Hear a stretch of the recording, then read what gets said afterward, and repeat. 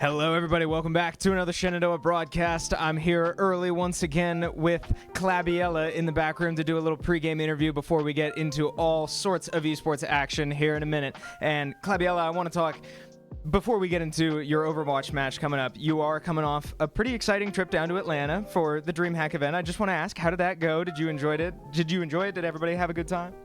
Yeah, DreamHack was really cool. Being able to work such a big scale event is actually so cool to get that hands-on experience. So actually just meeting a bunch of people, a lot of networking, and overall we just had a blast, and it was just really cool to be at a DreamHack. So yeah, absolutely, and it's an awesome opportunity that we get to send students to work such incredible stuff like that. But with that out of the way, all right, let's talk about the matchup we've got coming today. We have an Overwatch match, week number 3. I want to ask, the team's 0-2, right? How is the team morale? How are you guys feeling? And what sort of adaptations can we expect to see today? We recently kind of just switched around how we run the roster, so I think everybody's starting to feel really good. Even though we haven't practiced it that much, we're working on it, and we're pretty confident because every single map that we've played so far has been like super duper close. So we're kind of just going in it with high hopes and also just, down to have fun, but yeah. Yeah, absolutely. And you said it last week was so incredibly close and unfortunately did not come out on top on that one. What sort of stuff did you personally learn about yourself, about the team? What kind of stuff did you guys take away from that match? Overall, everybody was just kind of proud of how we did because it literally came down to like a single fight every single time. So if we were able to, we learned a lot from just VOD reviewing one of our first matches. We realized that the last fights that we always take really are just some small things that we don't think of last minute because I think we're kind of always in a panic. But we've been getting a lot better at handling that, and overall, we've just been prepping and kind of hoping that the new roster changes and how we're doing things just works out. So Yeah, that's exciting to hear that synergy start to build. And I won't keep you too long. I'll let you go out and warm up here pretty soon. But I do want to ask just one final question. What sort of goals do maybe you personally have for the rest of the season, right? You've got a lot of Overwatch left ahead of you. What's something you're looking to accomplish, whether it be you or the team as a whole? What's something you're hoping to take away from the season? Me personally, I'm kind of new to Overwatch, so just being able to learn and keep up as much as I have been is one of my personal goals, especially since I've only peaked plat. So my end goal is to at least hit low diamond end of the season and maybe hit masters next. But the team goal is just overall we'll win our first match, but also just have fun while we're doing it, and hopefully the rest of the season we make playoffs for NACE and NECC. So. Awesome. Well, thank you so much for coming back here. Good luck in your match. We have plenty more to bring you, including potentially some League of Legends as well as Smash Bros. So don't go anywhere. We will start with our Overwatch team's match against Tulsa. We will be right back.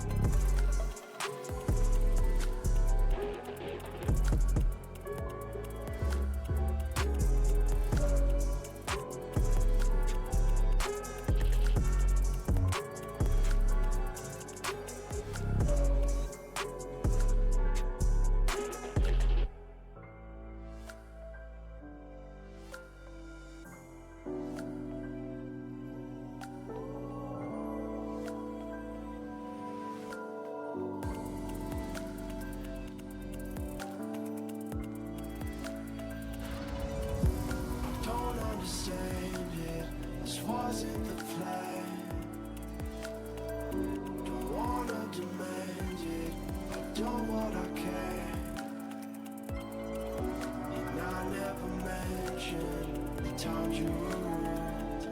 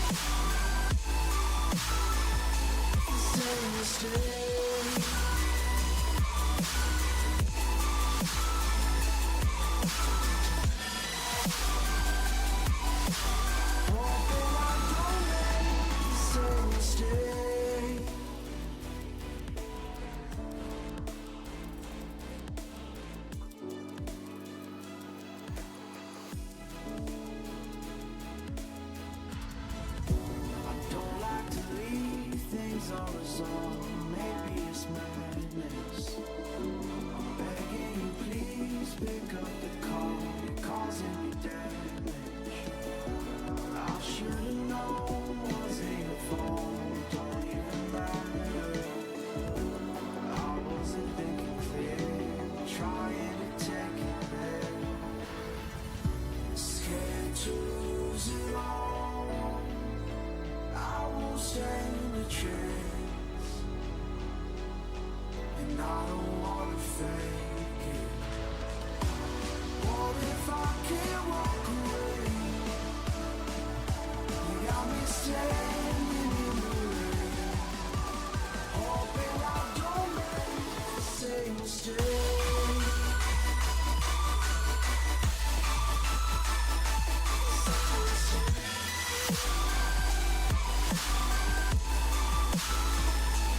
Same mistake.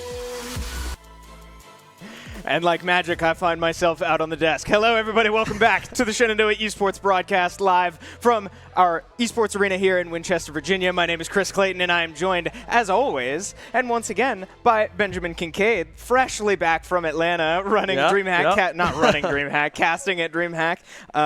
We are back with more Tuesday, very exciting action, potentially up to 4 games we might be bringing you today. We have 2 Overwatch matches, a League of Legends match, and a Smash Bros match. We will be keeping you updated on all of it. Some of them might not happen, namely, I've heard that League of Legends as a game is having some technical difficulties right now, but obviously we will let you know anything you need to know. Ben, welcome back. Yeah, thank you. Thank you very much. How are you feeling? How was the trip? I'm dying to know. I asked Claviella in the pregame interview. It was great. It was great. It was very fun. We casted the DreamHack Collegiate Invitational down in Atlanta, run by DJ TJ from UGA. Phenomenal job. It was very like personable, you know. It was very just like everyone was there having a good time, having fun, meeting a lot of new faces, and the teams also were having fun. It felt very like grassroots. Like it was awesome. Very just like put together and just fun. It was a great time to go down there, cast the invitational. Shout out to all the teams that won. Winthrop, I believe, did Valorant and Overwatch, cleaned those up, and then I believe it was Kennesaw State University for the dub in Rocket League. So congrats to the teams down there at the Collegiate Invitational. But now we get back to good old-fashioned Shenandoah University esports. Can't wait to jump into everything. We have a lot to cover, right? And I believe we're starting with Overwatch in NACE Overwatch Week 3 against Tulsa. Yes, so we will be starting with Overwatch as we have been doing on previous Tuesdays, right? We will have one Overwatch match that we will take you into fairly soon. And like you said, yes, Week 3 competition of NACE. This will be against the University of Tulsa, but come around 8 o'clock, and we will have Smash Bros. Against Hood College and League of Legends against the University of North Georgia. So stay tuned. We have plenty of action to bring you. But yes, like you said, starting with Overwatch.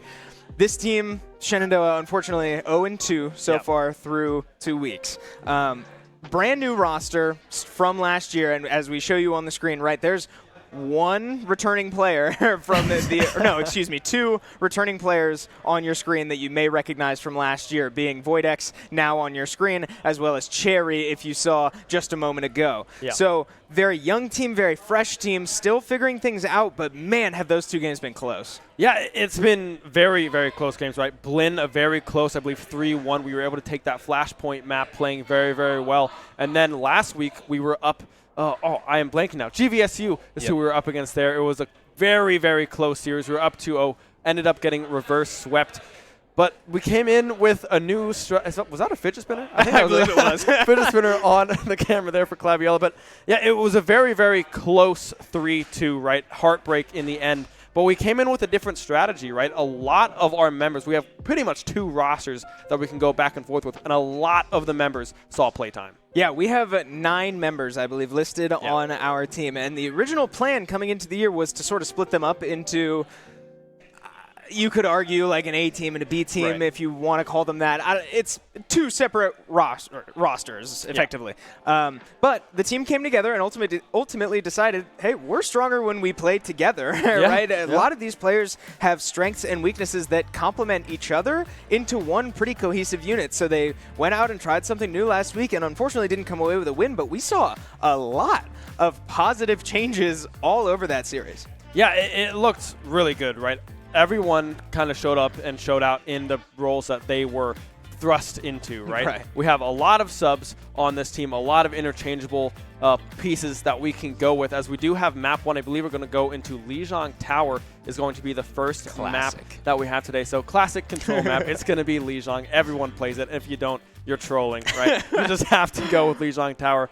But one thing that stood out to me, right, talking with our coach Ben, is that when Danny was in, it was Protein Shake, right, on that hit scan, they played a lot around banking on getting a pick, right? And they want to change it up a little bit. They want to play responsive to picks and not just wait for picks to happen. So I'd be very interested to see how that kind of transition happens, how they play through that instead this week, different than how they did last week. Yeah, it'll be something to keep an eye out for, right? The big difference between playing proactive and reactive, and it you know, more often you do hear proactive being the more positive side of that coin, but in this case, it did end up hurting them last week. They felt like they were too sort of hindered by, you know, waiting for their go button that sometimes took too long to come, and that's not at fault of Protein Shake or anything. It was just how they sort of locked themselves into a certain play style when that game started. So a good adaptation, right? Something to keep an eye out for sure. And I mean, so far, when this team knows they have a weakness and have an answer for it, so far that's worked out pretty well for them. So I'm excited. After hearing that from the coach, right, saying, hey, we know what we struggled with last week. We have a game plan to try to fix that. I'm very excited to see how the team is able to put all that together in this matchup today. Yeah, it's going to be interesting to come through, right? We are going to be starting with our normal 5 that we've been playing with from the beginning. It's going to be VoidX on that tank, Flames and Tiny Shiny. Flames is Reaper, wreaking havoc.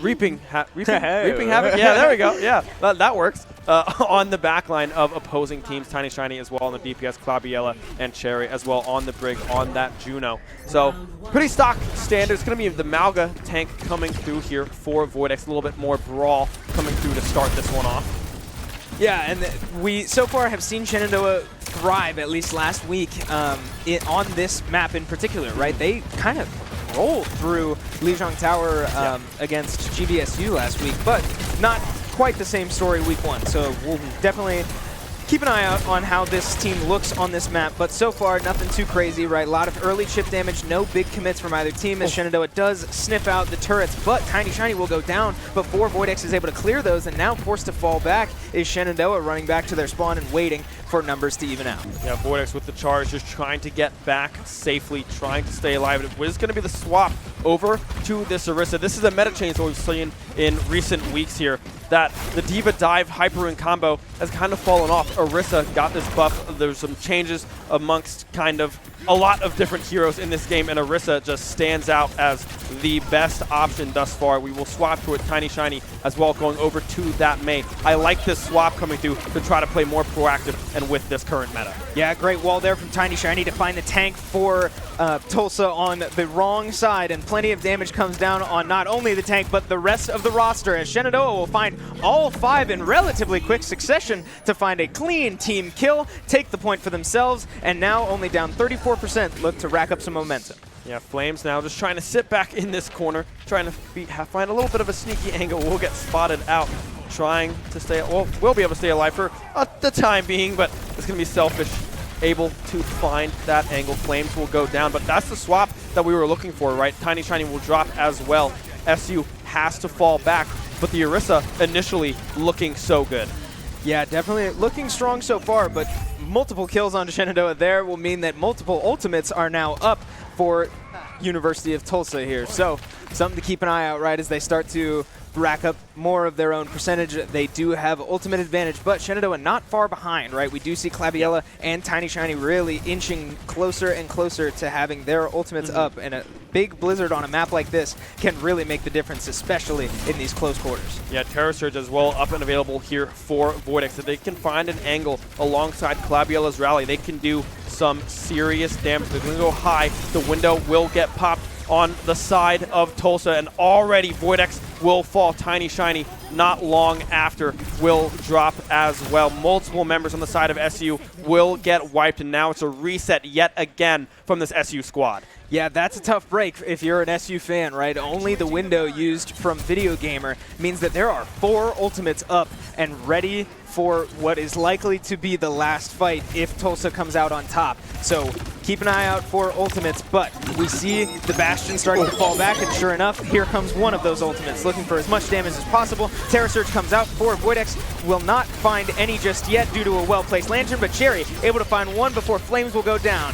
So far, Shenandoah able to shove Tulsa off the point, but not before multiple members start to drop. Overtime ticking down in favor of Tulsa. Shenandoah unable to take the point just yet, but bodies are falling, and this is looking a little bit like it's going Tulsa's way, but still pretty back and forth, right? One member on both teams standing on the point, make that 2. Here comes a big Reaper ultimate, but he will not find any before he is taken out. Tiny Shiny finds 2 of her own, but an unfortunate Death Blossom finds 0. Still all kinds of chaos on this point. Nobody willing to get off just yet. Tiny Shiny buying as much time as possible, and thankfully finds 2 whole kills. Voidex swapping to the Wrecking Ball to buy as much time as possible. Tulsa falling off the point momentarily, but having numbers advantage, leaving Voidex by himself. Flames is all the way back from that ultimate, but still no kills. Tiny Shiny, the only one dead, just respawned. But Shenandoah did take the point in that moment, right? Shenandoah able to buy some time, fall off the point, regroup, but only for a moment. I mean, that was an unbelievably long fight, right? I mean, all the swaps coming through. Voidex on ball, Clabiella onto this Lucio as well. Flames going low, will drop, and now it's all up to Tiny Shiny. Just try to stay alive. The Pulse Bomb, however, will come out from Jason, but unable to find the angle. But now with no one touching, Voidex has to try to make it in, but won't be able to do so in time. SU, they recapped somehow miraculously off of the back of Tiny Shiny's heroics, but it was not enough in the end of point 1 for Lijiang Tower. Wow. I am out of breath. That was a crazy fight, but that's a real playstyle. I mean, that might be something that SU wants to look into, right? Feeding off of that sort of chaotic, just messy fight. I mean, it's hard to force stuff like that, but unfortunately, just not enough for SU in that first round, right? We did see those ultimates come out for Tulsa, and ultimately just statistics, right? Too many advantages in favor of Tulsa. Shenandoah was able to buy a lot of time for themselves, but can't quite get the job done as now we move to point number 2.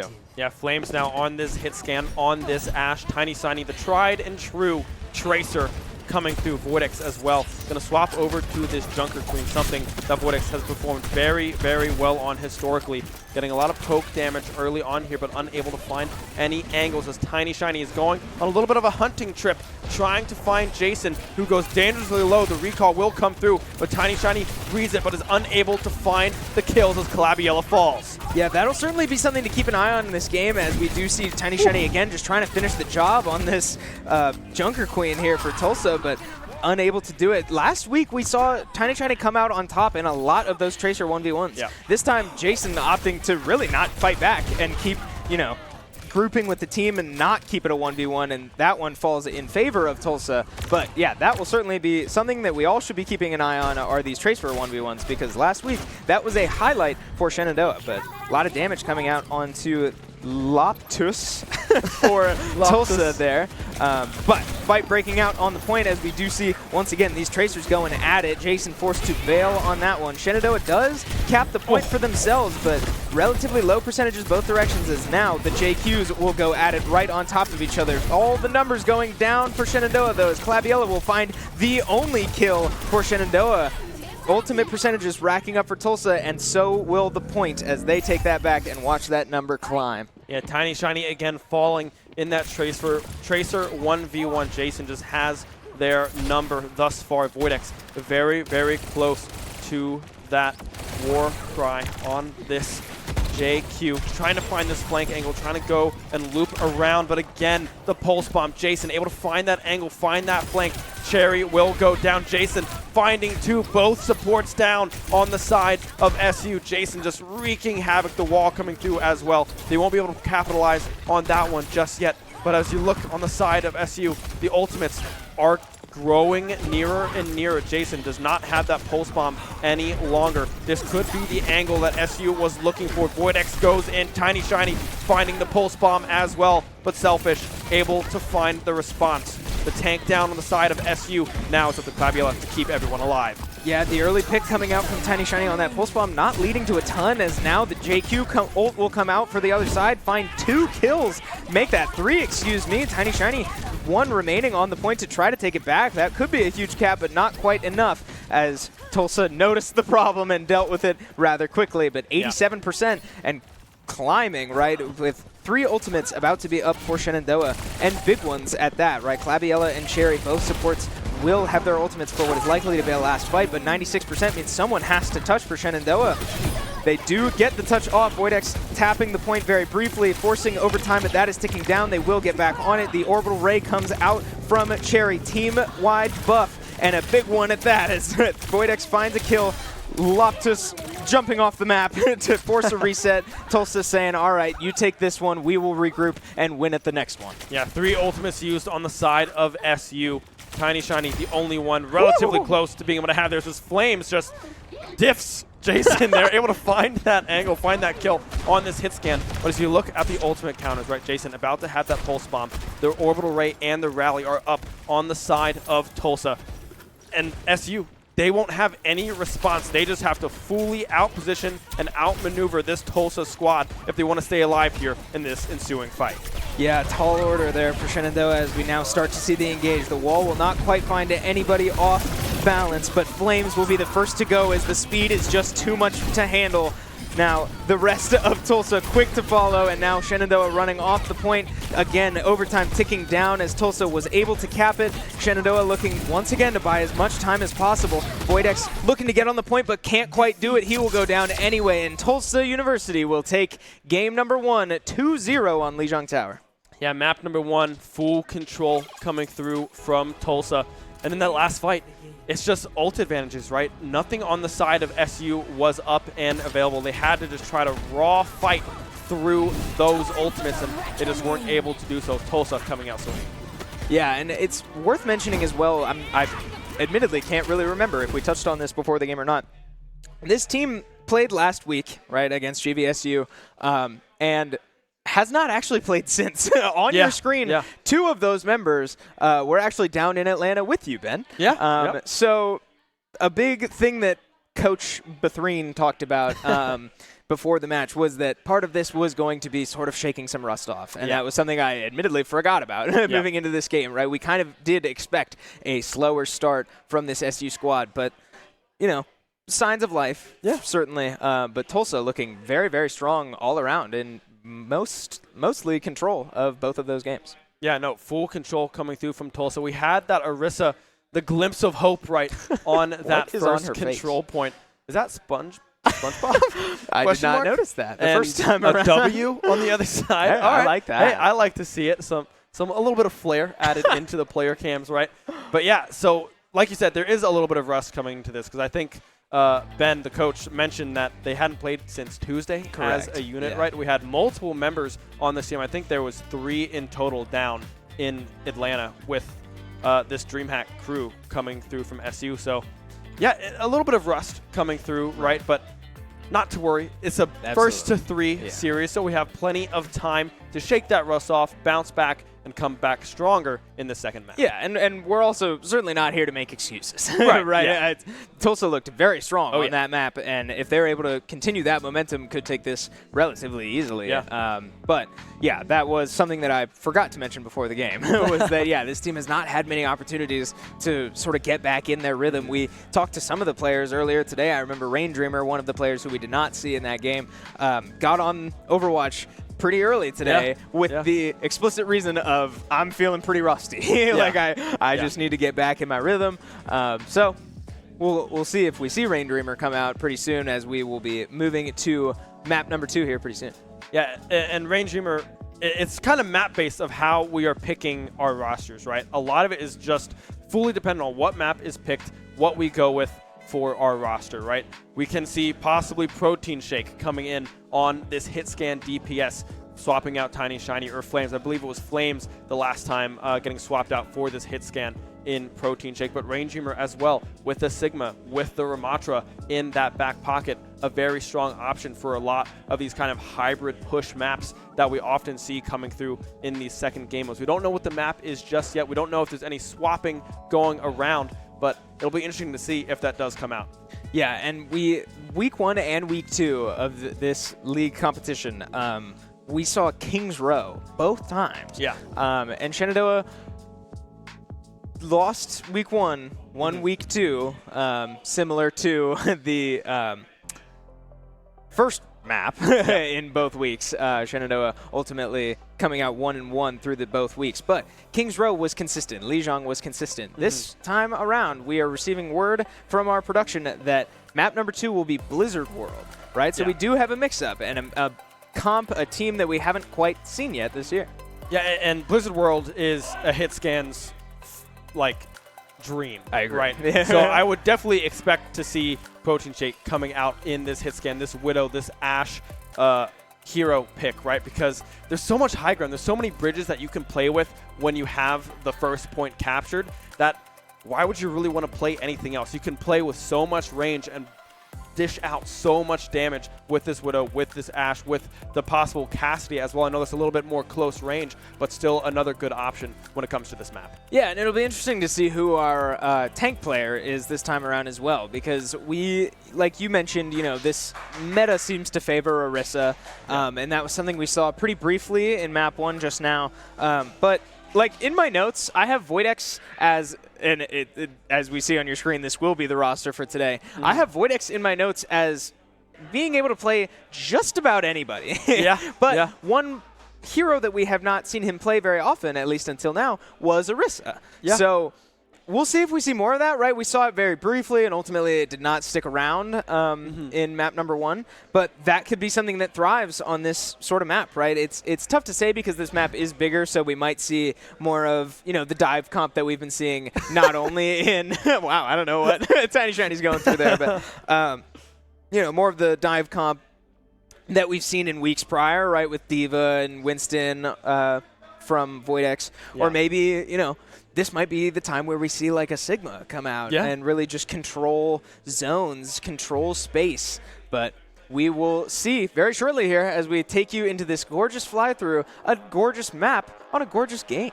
Yeah, I mean, he said it all right there, right? Gorgeous map, gorgeous game. Oh my goodness, the chickens as well, the chicken cards or the eagles. I guess it's like a. Stay tuned. You might get a chicken/eagle cam from our production team. If there's a flank coming through from the eagle, we'll let you know. All right, we will see the angle. We'll see it through, right? And one thing to note, we do see Danny coming in on this hit scan, right? Flames will be on the back burner. Protein Shake coming in instead.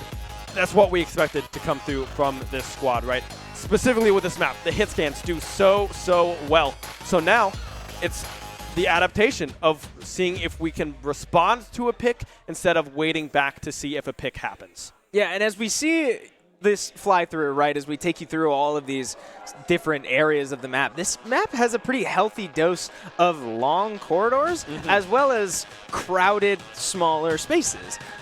So this map really does kind of favor both playstyles, but ultimately, right, the thing to take away is that we do know that Protein Shake will be in the game, and we know what type of playstyle that tends to lean to.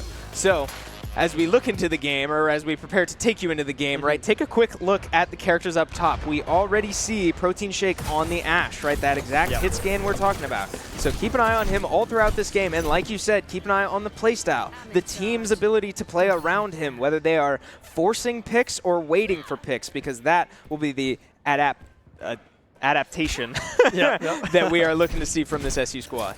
Yeah, Voidex hovering on this Sigma as well, just to provide a little bit more peel and tankiness on this defensive side, what SU will be starting with on this defense. So it'll be interesting to see how well Protein Shake is able to capitalize with this hit scan. You have the high ground. You're playing defense.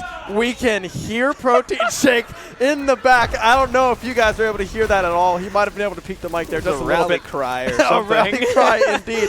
I don't know what he said. It was in a different language, but hey, I'll give it to him. I'm sure it was something motivating.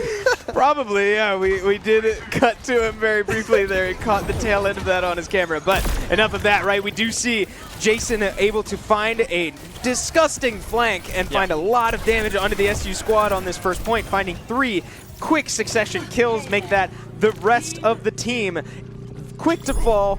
Tulsa with a strong opening push. They will cap this point and look to move this payload down the map. Yeah, and this is something we saw on this map before with this squad, right? The Winston dive came back to hurt them so much. They weren't able to provide peel for Protein Shake to keep this hit scan alive, to keep this sniper, this long-range, consistent damage alive. And a lot was to do with this Winston. So if they're able to maneuver this Winston, find the angles, keep Protein Shake safe, that might be the angle that they have to look for. Because right now, with this dive with Winston, Protein Shake, there's no place to be safe, as now we see yet another Tracer 1v1. Yeah, we saw a couple of these that Tiny Shiny unfortunately caught the losing end of in map number 1, and both players ultimately opting to back off of each other and say, hey, you know what? I've got friends outside. I'm going to go meet up with them. So no kills there, but you're right. I mean, this is the part of the map where we start to see all different kinds of playstyles come out. Both of these rosters looking pretty different so far. We see the Sigma Ultimate will come out and find a kill onto one support for Tulsa, but numbers are flying both directions. Everybody's falling to the ground. Voidex, the only person to find a kill, though, so far. We have yet to see those early picks come out, as Protein Shake will be one of those first players to go down. But here comes another Tracer 1v1. Jason chasing Tiny Shiny all the way back to the rest of her team, and she will ultimately stay there, as Voidex will be the last to fall, and Tulsa gets a lot of progress on this objective. Yeah, it's going to be a reset coming through from SU. Selfish and Jason both have their ultimates up and available. The Primal Rampage and the Pulse Bomb ready for this next fight. The Orbital Ray and the Duplicate will also be up and available on the side of Tulsa. Tiny Shiny does have the Pulse Bomb, goes in, finds an angle. Video Gamer already dropping, but will get spied out by the Juno. Now it's Voidex trying to find these angles for the dive, already coming through. There's nothing they can do about it. Calabiella, Tiny Shiny falling on the defensive side, and now in goes Selfish. They will find the angles. Voidex, Protein Shake, Cherry, they all will fall. Tulsa holding strong. Yeah, and that looked like such a strong start to that fight. The Pulse Bomb finds one and almost finds two, but Tiny Shiny just unable to finish the job. And here comes another Tracer 1v1, but Tiny Shiny will come out on top of that one. But more friends have arrived, as Tiny Shiny now forced to deal with the cleanup crew, and Loptus will finish the job there. Again, back to that team fight, though. That did look like such a strong start, but not enough follow-up from the rest of the team, able to finish the Juno from Tulsa, and from there, it's just one domino after another, right? Tiny Shiny, so much damage gone, or at least already used, and Shenandoah just unable to get much from that fight, but looking to regroup, right? One checkpoint down, as now we do see the Orbital Ray come out for Shenandoah. One more Tracer fight, I assume. We will keep you up to date on that, but a cinematic shot there from the Orbital Ray will mean that SU just looking to find any momentum they can. They will be able to force Tulsa off the point for now, but with 4 minutes left, Tulsa's probably feeling pretty comfortable about that. Yeah, the Orbital Ray getting popped there, just trying to buy some time. The rally coming through from Calabiella as well, but Cherry will already fall. Loptus able to find that one. The Pulse Bomb as well in the backside. Protein Shake will fall. The Rampaging Selfish goes through the rest of the team. There's nothing they can do about it. Bob will be popped. The Pulse Bomb as well coming through. Won't be able to find an angle. Everyone dropping on the side of SU. Tulsa, everyone still alive. Man, talk about taking over the game. Jason has been causing problems all over the map. From the very first point to every fight since, Jason has been able to find very sneaky ways into the backline and find so much damage. We see a last-ditch effort from Shenandoah come out, as one support will go down. Voidex Mech will also go down, and the tank front line is gone. body after body hitting the ground as Tulsa will just shove the point in, complete round 1 and push it all the way toward Shenandoah for 3 checkpoints in commanding fashion. Yeah, 3:15 left on this clock as well. If a full cap does come through from SU, they got to do it fast, right? Because Tulsa just ran through that attacking side. 3:15 left on the timer if we do go to that overtime. But on the side of SU, what went wrong, right? Tracking Jason, knowing where this tracer is pivotal as we now look over to co-founder Mike Morham. Yeah, yeah, I mean, Jason has been all over this game, and it was true in map number 1 as well, right? We saw on the, specifically, point number 2 of Lijiang Tower, Jason, again, just inserting himself into Shenandoah's backline, or even wherever he needed to be, right? It didn't even always have to be the backline. Finding picks, finding egregious damage, and really finding everything Tulsa needs to be able to finish the job. Whereas Shenandoah just hasn't been able to do that second part, right? They are finding the pulse bombs. They are finding the entrances, but just unable to follow up and capitalize. So we'll see if Shenandoah is able to adapt, right? It's a big thing needs to change. A lot needs to change if you're losing it with 3 minutes left on the clock. So we will see as Shenandoah makes their first push on offense for map 2 Blizzard World. Yeah, Voidex now piloting this Orisa yet again, trying to make this meta pick work. Haven't been able to practice on it all weekend long. So hopefully they are able to find these angles. Protein Shake trying to get some chip damage. But, I mean, the response on the side of Tulsa is just stronger. They're the ones getting chipped out, poked down by the members of Tulsa. As now we see Selfish going in. Voidex having to retreat. The heals coming through from Cherry, however, able to keep everyone up and healthy. Tiny Shiny trying to find this flank, trying to find this 1v1. Will go get that health pack, and now we can see the fight begin to ensue. Protein Shake going low, almost going down, will finally drop Jason. Able to find that backside yet again. The spear will connect, but nothing will come of it. SU getting heavily pushed off of the point. Lopez trying to find a wall, some kind of angle to get in there, but instead it's Spyro. The icicles are flying. Jason finding the 1v1 yet again. SU, they do not have a response. Yeah, and we see this playstyle that we talked about a little bit before the game. Shenandoah trying to really play off these picks and force the picks. So far, the picks have not come. They haven't been able to find Jason or Loptus on the Mei, right? Neither one of those players have gone down first. It's always Shenandoah looking to move as a unit and just win 5v5. But so far, we have not seen that. So I would love to see more of an effort to try to single out really anybody, as now we see a lot of damage coming out onto Selfish there. Here comes a pulse bomb from Jason.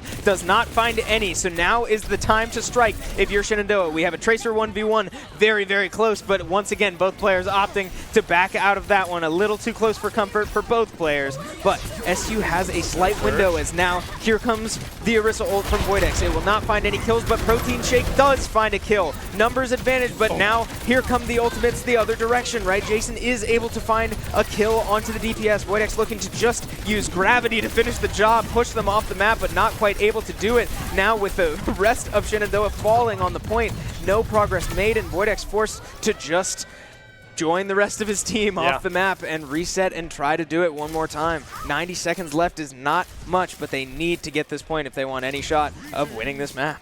Yeah, 3 ults used on both sides as well. SU unable to capitalize on Voidex's engage with that Terror Surge. The Pulse Bomb not finding any value as well coming through from Tiny Shiny. And again, it's this hit scan problem. You're trying to find these picks, but you're unable to do so. Cherry again going down, and now the dive coming through. Protein Shake already off the board. SU now just need to run for the hills, try to get back to safety, but the chase is on. The Pulse Bomb will land. Voidex will fall. Jason going crazy on the side of Tulsa. Yeah, with 50 seconds left, the last thing you need is to be staggered, right? Shenandoah opting and saying, okay, we still have time for one more push, right? That's not the end of the game. But Tulsa, being aware of that, smartly chases down and tries to find a couple more kills, right? choke them out for as much time as you can. So here comes Jason, and they do sniff him out this time. But now he finds himself behind the whole squad. Tiny Shiny able to find that one, but here comes yet another Tracer 1v1, right? Unable to locate each other there toward the end. But another pick comes down onto Protein Shake. We're seeing Shenandoah's strategy used against them almost to perfection, and now the rest of the team quick to follow once again. The supports keeping up very, very impressively for Tulsa, as now Voidex left all by himself to try and go cap a point that is basically, if not even basically, impossible. Shenandoah will fall a second time. Tulsa taking map number 2 and a 2-0 lead in this series so far. Yeah, and props to Tulsa, right? Protein Shake had absolutely zero breathing room. And that's all, again, the player of the series thus far is Jason on the side of Tulsa. Absolutely just a flip of the switch, able to find these angles, completely taking Tiny Shiny out of these matches and these fights as well, because Tiny Shiny is the only one that can match the pace of Jason, of this Tracer mirror. And yeah, just Tulsa is just full gas, no break. Absolutely. And it's fun to watch right, we sat here and sort of game planned what Shenandoah was trying to do. What Shenandoah tried to do in both weeks, we saw them do a little bit stronger in week number 2.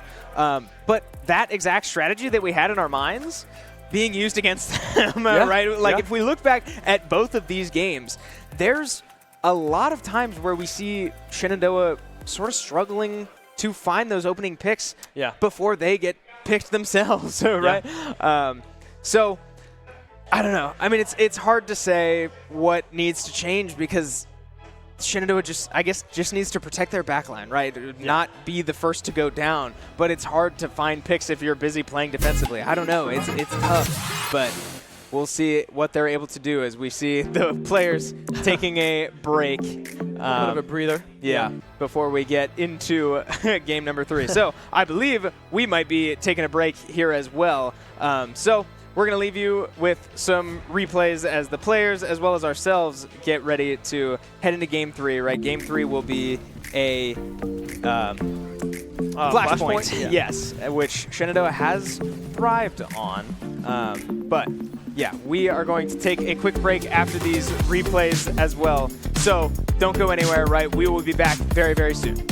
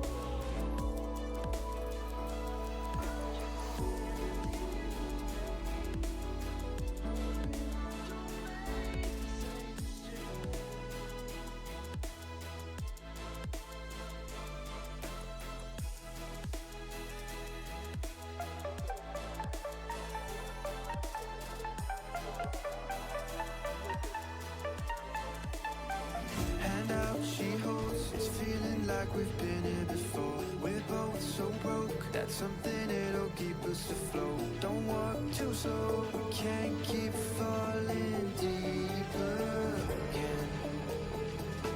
Came too close and it tastes so far from pure. A rush of blood, but we search for so much more. We've all been here before.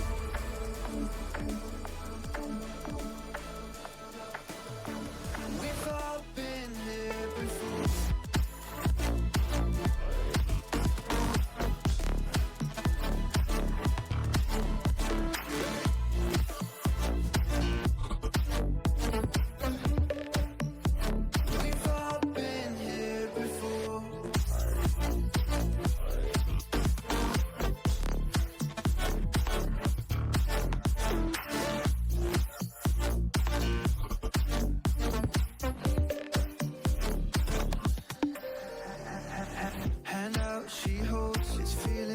we've been here before. We're both so broke, that's something that'll keep us afloat. Don't work too slow, we can't keep falling deeper again.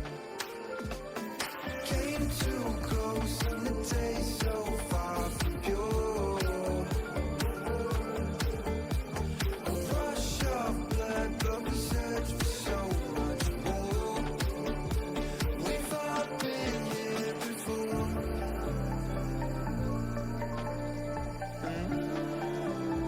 We've all been here before.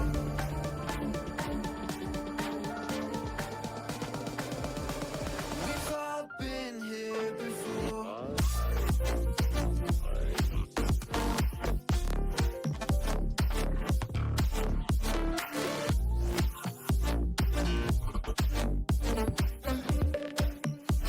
We've all been here before.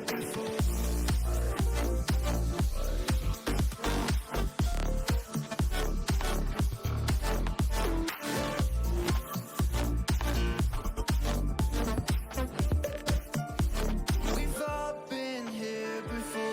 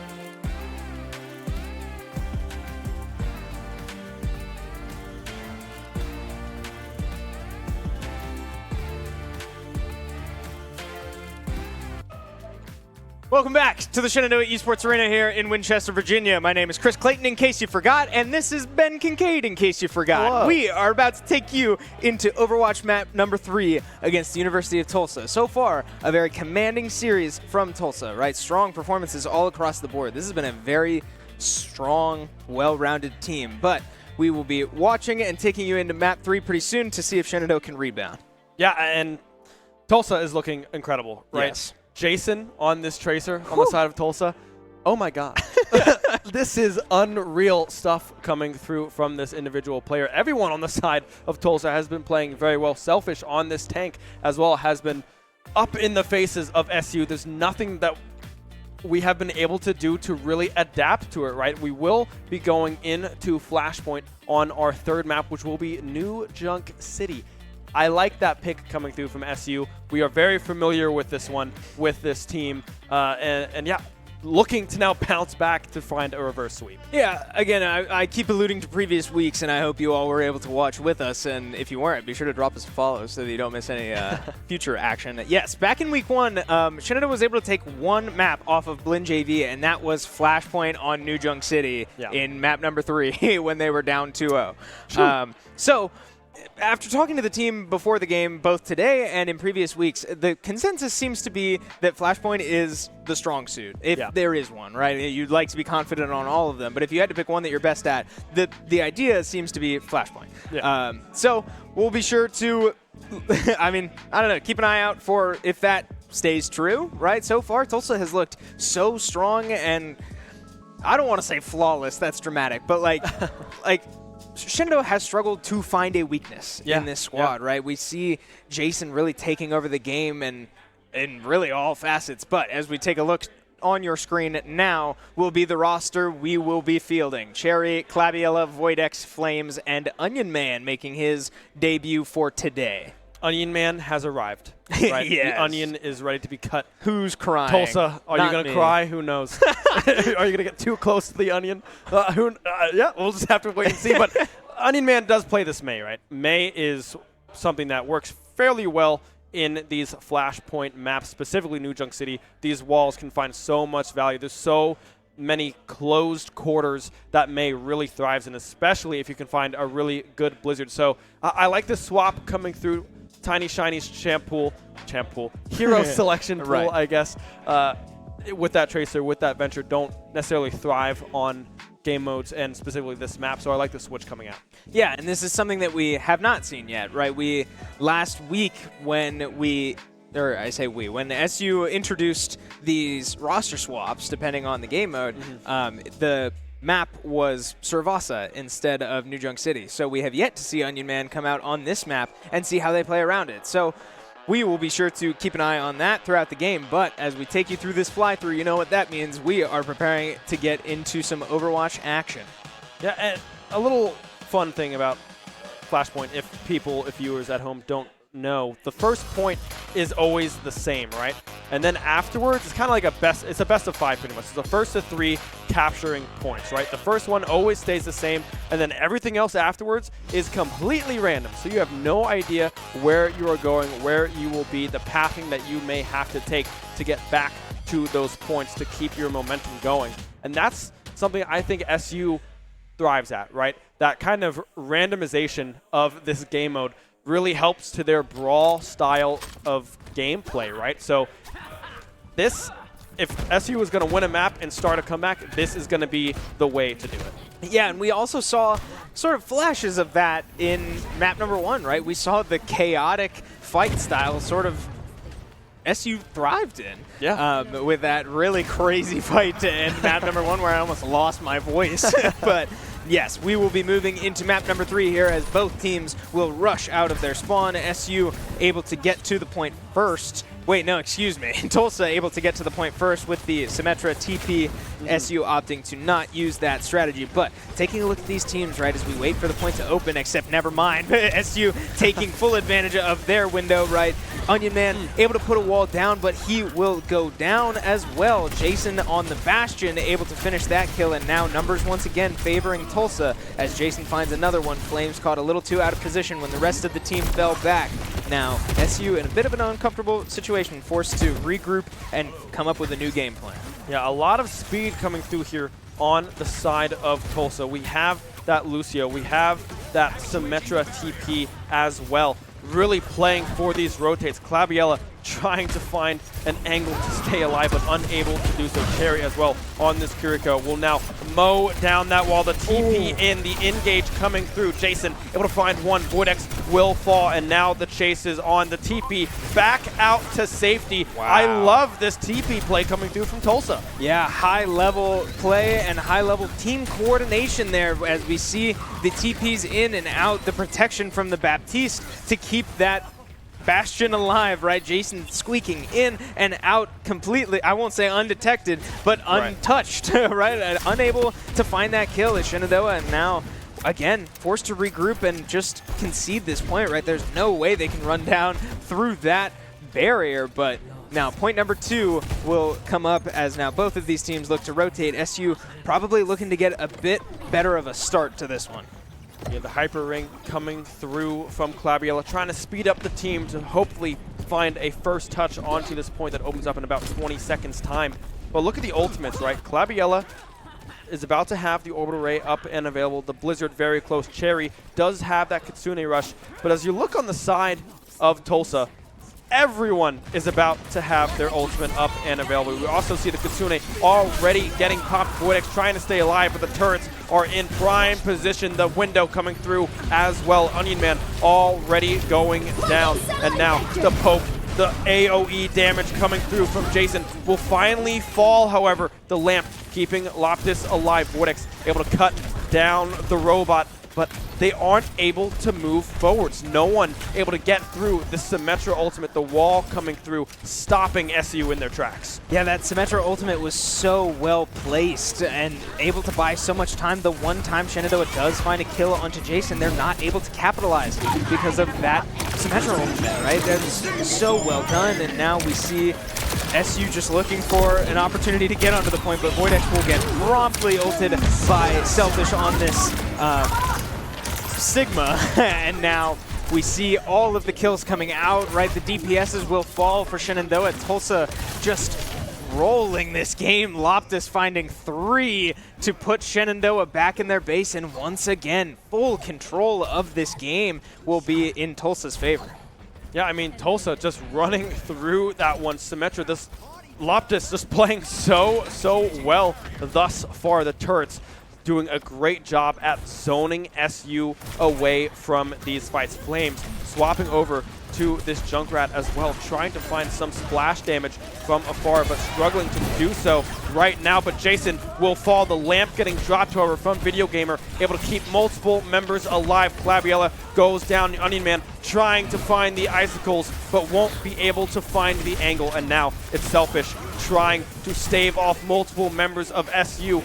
The icicle coming through from Onion Man, trying to stay alive, but it will be all for naught. I mean, Tulsa looking so good in these team fights. Yeah, I mean, the story of today has been strong starts for Shenandoah most of the time, but ultimately being outpaced by Tulsa, right? Tulsa ends up running circles around these fights and coming out on top most every time. Voidex's Rampage on this Junker Queen hits 4, right? 4 purple members on Tulsa. They do find the pick again onto Jason, but not enough follow-up from the rest of the team, not enough coordination to finish the job. Now, causes Shenandoah to lose their second point of the map and be 1 point away from losing this game. Yeah, Flames swapping now back over to this Reaper, trying to find comfort, trying to find some type of momentum to try to bring back this Flashpoint. They're down 2-0. Need to find 3 fairly quickly to try to keep this one up. Ooh. And now we see the Bastion possibly cut off. Jason trying to stay alive, but the wall will come through. And now Jason able to rip through members of SU. Onion Man going cold, but won't be able to find any angles. And now Flames trying to escape. The boop will come through. Loptis able to TP out. Voidex will finally fall. The Lucio wreaking havoc on the back line of SU. That'll be a full team kill in favor of Tulsa. I mean, that was clinical. Jason taking the TP and Voidex thinking he had a moment, right? He just was able to destroy the TP and keep Jason well out of position, but once again, another incredible photon barrier from Loptis on this Symmetra, right in front of Jason's face to block any damage that was coming his way. Sure enough, the Lucio ultimate and every other team member is able to close the gap and keep Jason alive, and just like that, the advantage Shenandoah thought they had evaporates. Now, a well-placed Maywall, but again, an even better placed Symmetra teleport will get everybody to safety on Tulsa. Now, Onion Man does find the pick onto Jason, right? Can Shenandoah capitalize? They are so far, as Flames is able to find a kill onto one support. Cherry finds the other, and the rest of the team will fall. A team kill for Shenandoah could mean the start of something great, but man, will it take a while from here. 20% for Shenandoah starting to rack up. Yeah, and Video Gamer had an angle on that window as well, that ult coming through, but they weren't able to capitalize on that one. Flames doing a great job getting behind enemy lines, finding that back line access, and wreaking havoc. Cuts down Jason. The Bastion was out almost immediately in that fight, as now we see Cherry, Jason again back off of that respawn, finding the angle, but will be responded upon. Jason with the ult will be able to find one. Flames was trying to TP out, but wasn't able to find the angle. Onion Man will not be able to stand toe-to-toe with the BAP, and now it's Cherry, the only one left alive off of that respawn after getting cut down early in that team fight. Yeah, and overtime will tick down, as this is likely the end of the game. Shenandoah unable to get back to the point. A tough last fight for SU, but Tulsa, man, showing why they are undefeated in this group and looking very strong moving through the rest of the season. We see the play of the game from this Lucio for Tulsa, and that was tough, right? This last fight, and I guess this was the play that I was talking about where Shenandoah thought they had the advantage, right? Jason caught out of position, but the rest of the team able to get there in the blink of an eye and keep their player alive. So well executed, and it speaks to the chemistry and coordination of this Tulsa squad. Yeah, I mean, Tulsa did not drop a beat, right? They were just running through SU at every stage of the game. Jason, in my notes here, I only just wrote Jason in big letters, right? that is the only thing you had to look at on the side of Tulsa to really see that this team is phenomenal, right? They played so well together. Jason found so many angles onto this backline. The Tracer, the Bastion, everything looking so good. Heartbreak on the side of SU, but they still had some light in a lot of the fights that they took. Yeah, and that's just a tough break for Shenandoah, but good to see the team in relatively high spirits there. But as we take a look at some of these replays, right, the story of the game was Jason. Doesn't matter who he's playing, he's going to cause problems. And we saw it today on the Bastion. But, I mean, really, my big takeaway from that Game 3 compared to Game 1 and Game 2 was it really is not just Jason that makes that work, right? We saw the team really rally around him in Game 3 when Shenandoah thought they had the answer, right? They did finally find those picks when they needed them, but unable to capitalize because the rest of Tulsa was all over it. So, I mean, kudos to this Tulsa squad looking so strong, so well-rounded, and, I mean, like I said, showing why they're now 3-0 on the year. Yeah, Tulsa 3-0 now in NACE. And the speed that they played this third map, right, speaks wonders, right? They were so fast. They were first to that point every single time there was a new point up on this flashpoint. SU was just a few steps behind. Every single move that Tulsa made was calculated, was thought of beforehand, and SU, they did not have a response. They could not find the angles, not find the kills, and in the end, Tulsa just ran away with it. Yeah, man, that will unfortunately do it for SU Overwatch's first game of the day, and I choose that wording intentionally because here comes the fun of this show that we do every Tuesday. We have plenty more action to bring you as we now take a look at our watches. What does that say? 7:57 to me. Yeah. We have two other games starting at 8 o'clock. We will have our Smash Bros. Squad taking on Hood College and our League of Legends team taking on the University of North Georgia. So both of those games should be getting underway fairly soon. We will be sure to give you all of the action, as I always say, right? You will not miss a beat on this Shenandoah broadcast, but we've got plenty more to bring you, and after both of those, I'm actually unsure exactly what time. I believe 9 o'clock. I think so, yes. Our SU Overwatch team will actually be playing again. As we said a couple times today, a couple members of the SU Overwatch squad, including you, went down to Atlanta for the weekend, which means they not lost. They had to reschedule their match that would have been last Friday. That game is now tonight. So we have 3 more games to bring you. You don't want to miss a beat. I'm excited. How are you feeling? You ready to get through 3 more games? Yeah, I'm energized, right? I mean, everyone's here in the arena having a good time, of course. Buddy, right? Having friends with friends. We have our Smash team behind us as well, practicing up all of this good stuff.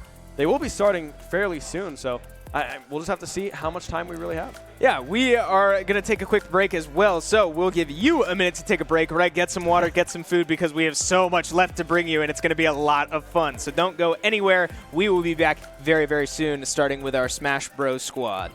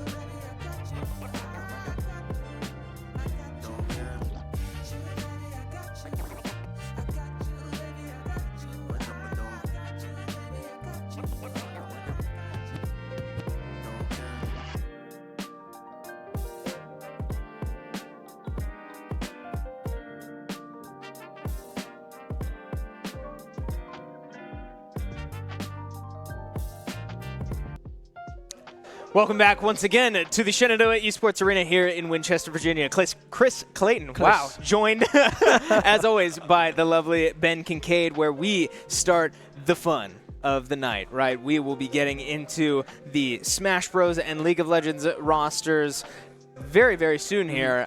Into this is going to be fun for us because we don't know much about these teams. And it's not just us, right? The teams have struggled to find much on their opponents either. So this will be a pretty fun night of feeling out your opponent and making decisions and adaptations on the fly, because we will all be learning together quite a bit about every team that we're about to watch. Yeah, it's going to be exciting, right? It's kind of just drawing from a hat and being like, all right, who are we playing? Who do they play? We have no idea. We know who we play, right? We expect the usual four to come through. We're expecting to see Kyle, Kip on this Pac-Man, AJ on the Falco, Igloo on the Yoshi, and then Willie on the Terry or Kazuya, right? Our tried anchor, our true anchor in Willie. Very, very good. As we can see, Kip reclining there a little bit. Maybe it was a selfie. I'm not sure what that was. But yeah, calm, cool, relaxed Super Smash Bros. Ultimate team here at SU. Yeah, a good, fun thing about our Smash team is that we have a very unique opening player, in the form of Kip on this Pac-Man, because Pac-Man is such a unique and borderline rare character that not many people know how to deal with. So it's relatively safe to put out that character first, because odds are, right, I mean, just statistically, that your opponent won't know how to deal with it compared to at least the rest of your roster. Right. So as we see, we just showed you Kip in the hot seat, at least as of right now. We probably expect him to go first, as Smash will be getting into their series against Hood College in NECC. And let's talk about these players a little bit, because this SU squad is extremely strong. Right? We just saw them go to a LAN and win. They had a very, very strong season last year in NECC, dropping only 2 games to the same team twice, being Stony Brook twice, both once, I believe, in the regular season, and then they met in the playoffs, where they unfortunately had to play Stony Brook again. This team is so strong, but so far they are 0-2 to start the year, right? Only dropping 2 games all of last year. They have now dropped their first 2 this year. So it's been a rough start to the season, but we'll see if they're able to bounce back today and start building some momentum before the postseason. Yeah, I definitely expect some momentum to be gathered by this SU roster. Right? I believe we just went into a little bit of a button check on the Smash Bros. Side of things, so we might be jumping into this matchup a little bit sooner than we initially thought, right? Which is always fun to get a little head start, get some SU Super Smash Bros. In our veins, in our blood, right? Through our eyeballs, you know. All right, I'll take that one back. I'll see it myself. You're not wrong. We will be watching it with our eyes. So, I mean, this, if nothing else, right, we don't know much about Hood College as a Smash school.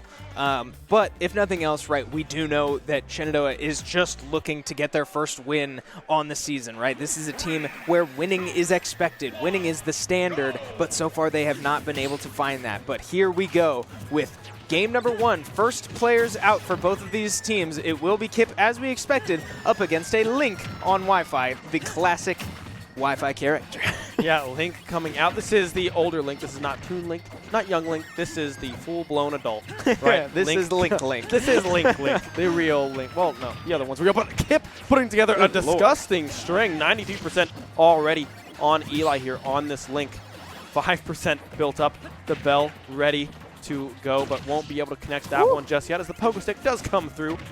Eli able to connect that one. Oh, yeah, great read there from Kip, but unfortunately the boomerang will come back to interrupt that play, as it looked like he might have had a forward smash, but a well-placed bell, not quite able to find it there, as a strong nair from Link will be able to stay alive for now, but 150%, right? Kip is certainly looking pretty comfortable so far. Very strong start, but I mean, certainly not to speak down on this Hood College Link player either, right? It's not easy to stay alive at such a high percent against Kip, and it's for reasons exactly like that. An apple a day will keep a hero of time away, at least that time, as Kip will find the first stock of this series. Yeah, Kip able to find that one fairly cleanly, right? Only 48% built up on this first stock. Eli trying to play this range, trying to use this bow and arrow, this boomerang as well to put a string together. But Kip doing a great job playing this range, playing this distance so well as the bell will connect. But another one. Oh my goodness, Kip. Man, I mean, just stringing the bells together, right? That is what Kip is so dangerous with. That's what Pac-Man is so dangerous with as a character, right? All of these different projectiles and different utilities that people just don't know how to play around. But, I mean, Kip, again, looking so comfortable, only at 60% on his first stock, and this is dangerous territory for Hood College, right? Generally speaking about crew battles, you don't want your first player in a situation like this because momentum is real and dangerous in Smash Bros. Crew battles. If Kip walks out of this first player with 2, maybe even 3 stocks remaining, we'll see, but I mean, he's on pace right now to take all 3 of these stocks without losing a single one. Yeah, Galaga again coming through, putting together another beautiful string. The key able to finish off that second stock for Eli here. Now farming up this Galaga yet again, another string getting put together. I mean, Kip is just playing this range so beautifully, so patient as well from Kip on this Pac-Man that Eli is struggling to find a response. Yeah, and this is a great example of, man, this is a great example of how to play against these spacies, right? As Kevin calls them, with a well-timed stun off the platform and a great smash attack, forward smash to finish the job will mean that Kip does take all 3 of those stocks without much pushback. Yeah, I mean, Kip played Pac-Man pretty well, right? I would say and so. He plays Pac-Man pretty well. Kip just unbelievably outmatching in that one. I mean, Pac-Man is a very hard character to play into regardless of who you are, right? There's not a lot of people that play this character. There's not a lot of practice that you can really find up against this character. So Kip going out early with his Pac-Man, usually what SU tends to fall into, is always a good look. Yeah, and I mean, I kind of said it before the game. Pac-Man is just one of those, I don't know a great word for it. I want to say gimmicky characters. Like just one of the characters that you don't see very often, but has very unique ways of killing you compared to every other character in the roster. And for Pac-Man, it's those projectiles, right? Every single projectile. I forget off the top of my head how many different options there are. But they all do different things, and they all have ways of killing you. So, I mean, it's so much fun to watch Pac-Man. It's so much fun to watch Kip's Pac-Man, and we will keep you up to date on Kip's Pac-Man when we get back to it. But for now, we also have a League of Legends match going on. As we see, the draft has finished and is on your screen below us here. Looking pretty strong, right? This is a lot of information to take in, but we do see the Aurora going Shenandoah's way, right? We also see Trypophobia back on this Mordekaiser, which has looked relatively strong for him, at least compared to other options. So a strong engage, pretty strong Wombo combo-ish for SU as they look to get this Misfortune Rel and also Aurora comp getting going. We've also received word from our production. I did not put this together. Right about here, the SU mid laner's name is Noob. You may also notice the top laner for the University of North Georgia is also named Noob. So keep an eye out for the Battle of the Noobs. Unfortunately, not in the same. Yeah, unfortunately, not in the same lane. That would have been great. Incredible, but probably a nightmare for us to talk about. Right. Oh yeah. But yeah, so we do have a fun little storyline building here as the Noobs will look to prove themselves over the other. Yeah, something about this North Georgia team, right, that we do know is that Noob on this Olaf is very strong, right? A very strong carry top laner, plays things like the Gwen that we took away. Probably that Yone could have also been a target ban towards that top side. And this Olaf sneaking through in this ban phase, right? All eyes are pointing towards Noob going off, right? Ashe and Braum, a very safe bot lane, looking to play safe against this MF, this Rel, that really tried to get going early. If they can get this MF snowballing, it could spell disaster for North Georgia, but with a Braum on their side, there's not a lot of angles that SU can really look for. Yeah, I mean, I think I do like the North Georgia comp a little bit better just based off, right, we saw the Talia with the ability to stop all that that Rel and Poppy engage from Shenandoah, and the Braum shield to be able to block what we expect to be a pretty strong Misfortune ult. So, I mean, we'll see, right? It's also going to be tough for University of North Georgia to find their own engages beyond just Olaf pressing R and running at people. But man, I can't talk League of Legends without Kip finding a stock of his own, right? We are taking you back to some Smash action. Kip with all 3 of his stocks still remaining as we move to player number 2 from Hood College, and Kip finding an early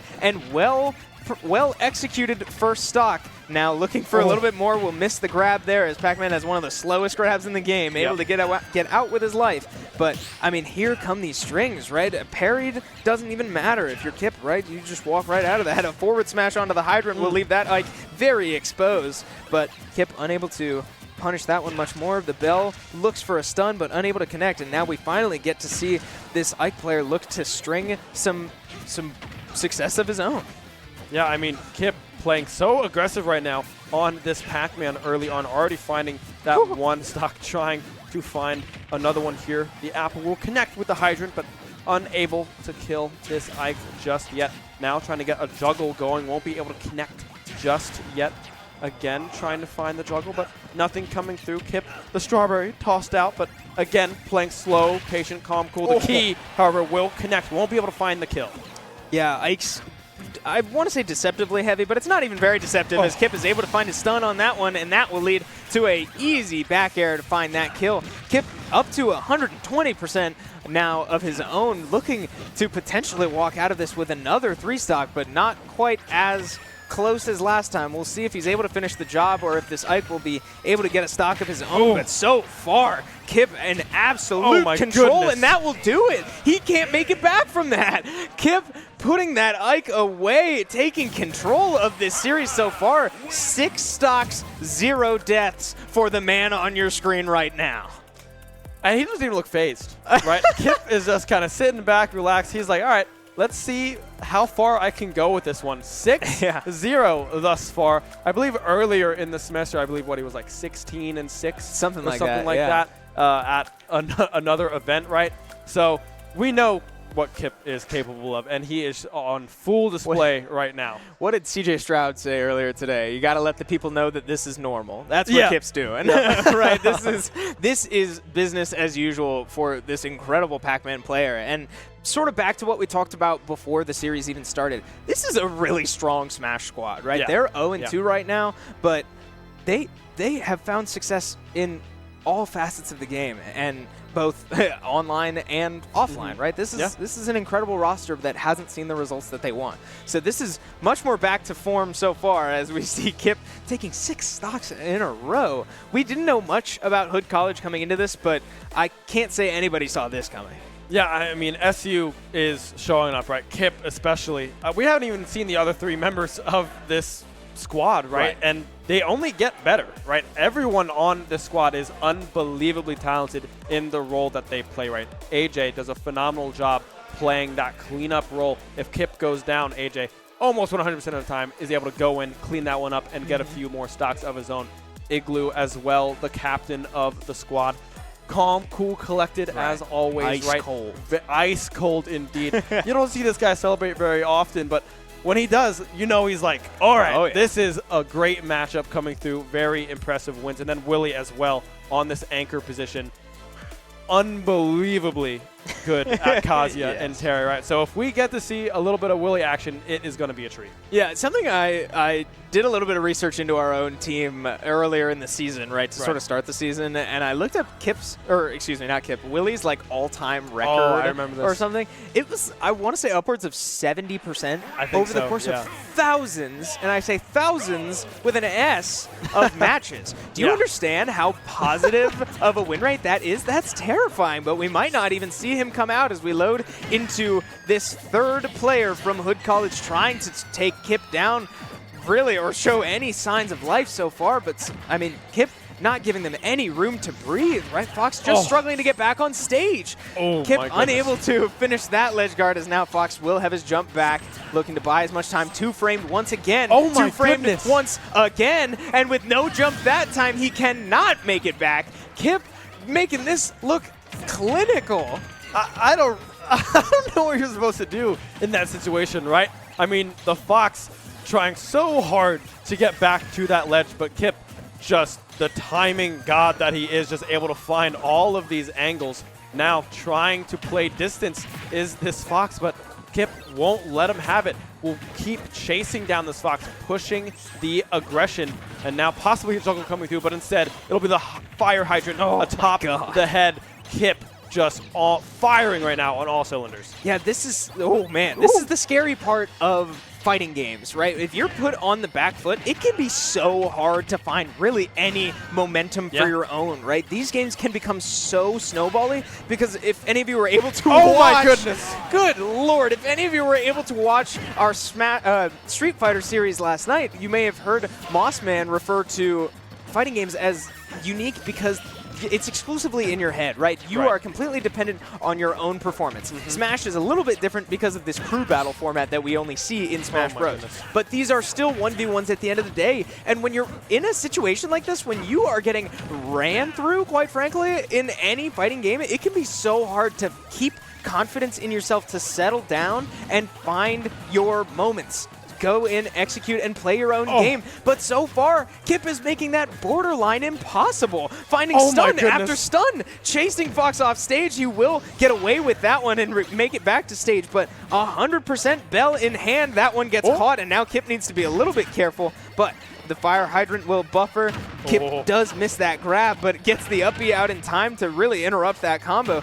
Not letting Hood find anything, but unable to find that kill. And the weird thing about Pac-Man is he can recover from anywhere. Kip looking to put this one more stock away up to 100% of his own. Can we see 9 stocks straight out of Kip? Hard to say, but man, is he looking like he wants it. I mean, he is definitely going to try for it. It's going to be the key into the hydrant. Away goes the Fox, and you can see Kip. He is having some fun. That is 9-0 now for Kip here on this Pac-Man. What's the response, right? I mean, this guy is on fire. I don't know what to say. I mean, again, the man on your screen looks calm as ever, right? Yeah. This is, you got to let him know that this is business as usual. And, I mean, if you're Hood College, right, in 9 stocks straight, I hate to say that you never give up on it, right? That's not what I'm implying. But you have to understand that the odds of you coming back here are so low, you need to find an answer to just this player. Yeah. If you're able to take a stock in this game, that's at least something to take forward into the next series. If you're forced to go into series number 2 with 0 stocks taken and no information to help your odds of improving, that's an awful spot to be in. But enough about Smash, right? We will take you to the other Shenandoah match going on right now as Shenandoah League of Legends looks to face off against the University of North Georgia. We showed you the draft early on, and we do see we have a first blood on the Jarvan for the University of North Georgia, killing the support M-Pro for Shenandoah.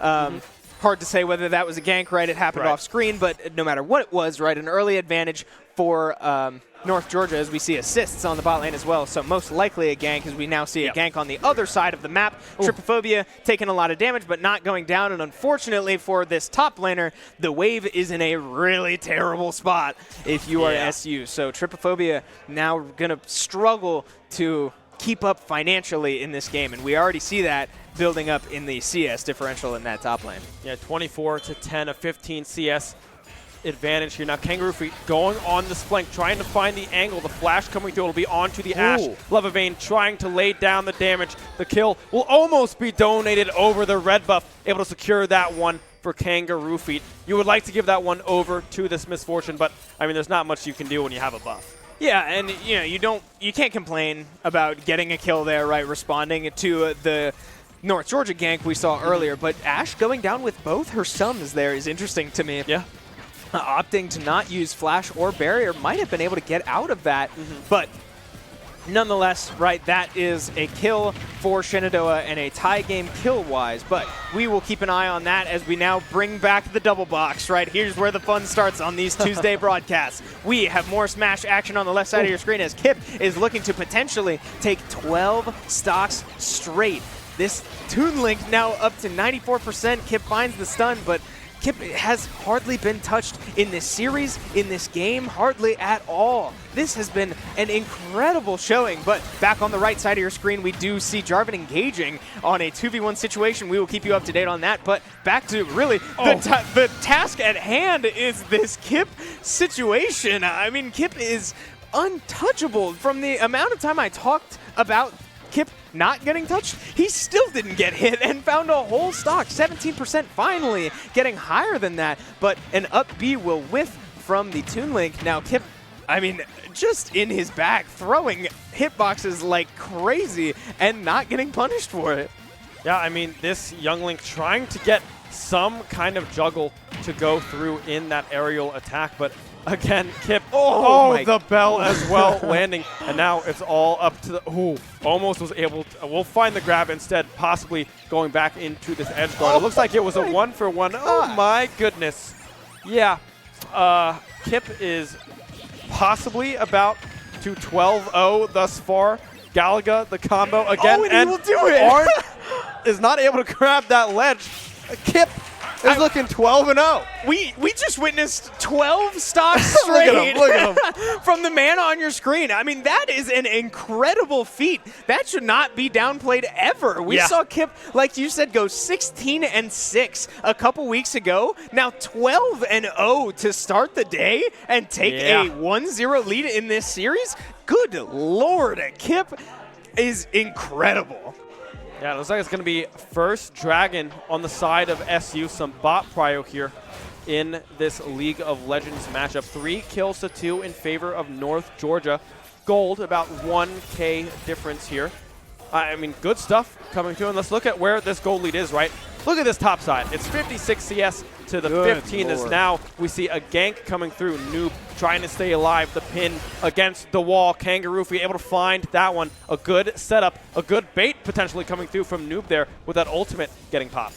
Yeah, I mean, we see Kangaroo Feet really making his presence known all around this map, and we'll see if Kangaroo Feet knows that this Jarvan is here, but it certainly looks like they expected Kangaroo Feet to walk into that one. A well-timed ultimate will find both the Olaf and the Jarvan, send them right out of Shenandoah's jungle, but a successful heist for Rior on this Jarvan to take that Gromp, but unable to finish the job because we did have an XP advantage in favor of Shenandoah in that jungle matchup. Yeah, Keeper's Verdict. Leveled, used, very good stuff coming through from Kangaroo being able to stay alive with that one. And on the bot side as well, we're pretty much even, right? I mean, we have 1 assist to 1 assist in these ADCs, very even goal CS as well. 1 plate, however, in favor of Levervane does suggest that there might be a slight gold advantage there. Noob up on the top side there, taking a turret shot, getting aggressive here up against Trypophobia, but unable to follow up onto that one. Yeah, man, how about this SU squad so far in League of Legends, right? Week 1, they had a very tough showing, really struggling to find anything to brag about. Week 2, we saw a lot more successful team play, but unfortunately going down 2-0. It's worth noting that the University of North Georgia, as it stands currently, is the 1 seed in this division. Yeah. And Shenandoah is 500 gold behind after almost 10 minutes. I mean, shout out to this squad. This is a massive improvement so far, but I mean, we are starting to see the problems develop in top lane as Trypophobia is forced to flash away, and Olaf is just choking out the finances of Trypophobia, right? Up 75 CS over Trip, and he's just unable to walk up, right? This is where you need to call for your jungler, but we have seen Kangaroo Feet making his presence known elsewhere, so I mean, that is the trade-off of League of Legends, right? That is the chess game we play anytime we load into this game. Yeah, Trypophobia, ult someone, take someone out of the fight. That is your job thus far. Noob now popping the ult, will go in. The Talia trying to sidestep, will be able to find one and stay alive as now we see Rior. The ults coming through on the bot side. The ult as well, the Cataclysm able to come out. I mean, that's just a clean gank, a double kill for the Jarvan, and now 5-3 with a 2K gold lead in favor of North Georgia. Yeah, very well placed Ashe ultimate, and Shenandoah just a little too slow to react to the gank. And I mean, just well played there from Rior on this Jarvan, right? A two-man knockup, forcing the MF to flash, and then still following it with an ultimate. Just well played all around, right? Finding 2 kills, finding that advantage. But both of those kills, worth noting, do go to the jungler. So North Georgia's bot lane still not ahead in gold, I guess potentially ahead in gold, but we do see a fully completed Youmuu's in favor of Levavane on this misfortune for SU. So we'll keep an eye on the bot lane situation, but as we take a look back at the top lane situation, 90 CS to 30, a 60 CS deficit plus 2 kills. I mean, take a look at this gold. 2,000. I mean, this game has a 2,000 gold difference. Every other lane has been able to keep up, which has been great to see, but Trypophobia just unable to break this freeze, right? And it's where we need to see Kangaroo Feet go up there and give a little bit of assistance, right? With Noob in the top lane for North Georgia having that ultimate, it's a little hard to get a Poppy stun and gank this player, but that's what it's going to have to take. But we do see Kangaroo Feet looking for an engage in that situation, able to walk out with his life, a little bit of damage coming out both ways, but no kills will mean that Trypophobia finally gets to farm a little bit under his tower, make some money, and get back into this game. Yeah, I mean, Trypophobia right now, name of the game is don't die, right? Just stay alive, survive your lane, and then use that ultimate. Mordekaiser will always be able to provide value, as now we see Kangaroo Feet going in. The Shatter Strike coming out from the Rel as well. Ooh, the arrow going a little bit wide, trying to find that one, but unable to follow up with anything. Yeah, I actually like that ultimate from Pleb on the Ashe here, right? In case SU did opt to really commit to that play. That arrow was right where that fight was taking place, but we see another fight taking place as Rior finds the Cataclysm onto Kangaroo Feet. He will be the first to go. Noob on Shenandoah does place his ultimate, but the Weaver's Wall will take Kiwi Connoisseur right out of it. We see Kangaroo Feet go down, and a fight down in the bot lane will go in favor of Pleb. We've got action all over the map, but all over the map will be University of North Georgia coming out on top, 3-4-0 in total. Yeah, the health bars got dangerously low on the side of North Georgia, but no one on the side of SU had the damage to follow up and secure those kills. I mean, a great ultimate as well coming in from Empro, able to find 3 members in that ultimate, but again, there was no follow-up. Rior able to pick up 2 grubs in the meantime. It's going to be 5, leaving that 1 stranded. Possibly SU able to rotate up and pick that one up, but you won't be able to get much out of that one. Yeah, and that's tough because we do see Kangaroo Feet on the other side of the map. It's hard to argue whether that one is worth it, with it ultimately going to die, and I believe a minute when the Rift Herald spawns, yes, in 1 minute at the 14-minute mark. But we see Trypophobia finding some damage of his own, right? We see the armored steel cap, plated steel caps being the first item of choice for Trypophobia, which I think makes sense, right? You said it. His job in this lane is survive. But this could be dangerous, right? We do see the damage from Noob, and that will be a kill under the safety of his own tower. I say safety loosely because clearly it was not safe enough. Trypophobia loses that whole wave and a couple plates, and we're seeing the grub value now as this Olaf is making bank right now. That is a scary sight if you are pulling for SU in this one. Kangaroo Feet hanging around here for possible counter gank. Rior walking into the bush. The W coming up as well. Steadfast Presence will be popped, but now Rior goes back in. Empro dashing through. The Shattered Strike will connect onto 0, but able to flash out, stay alive, and now we have a TP coming in from Trypophobia, but the fight is already over.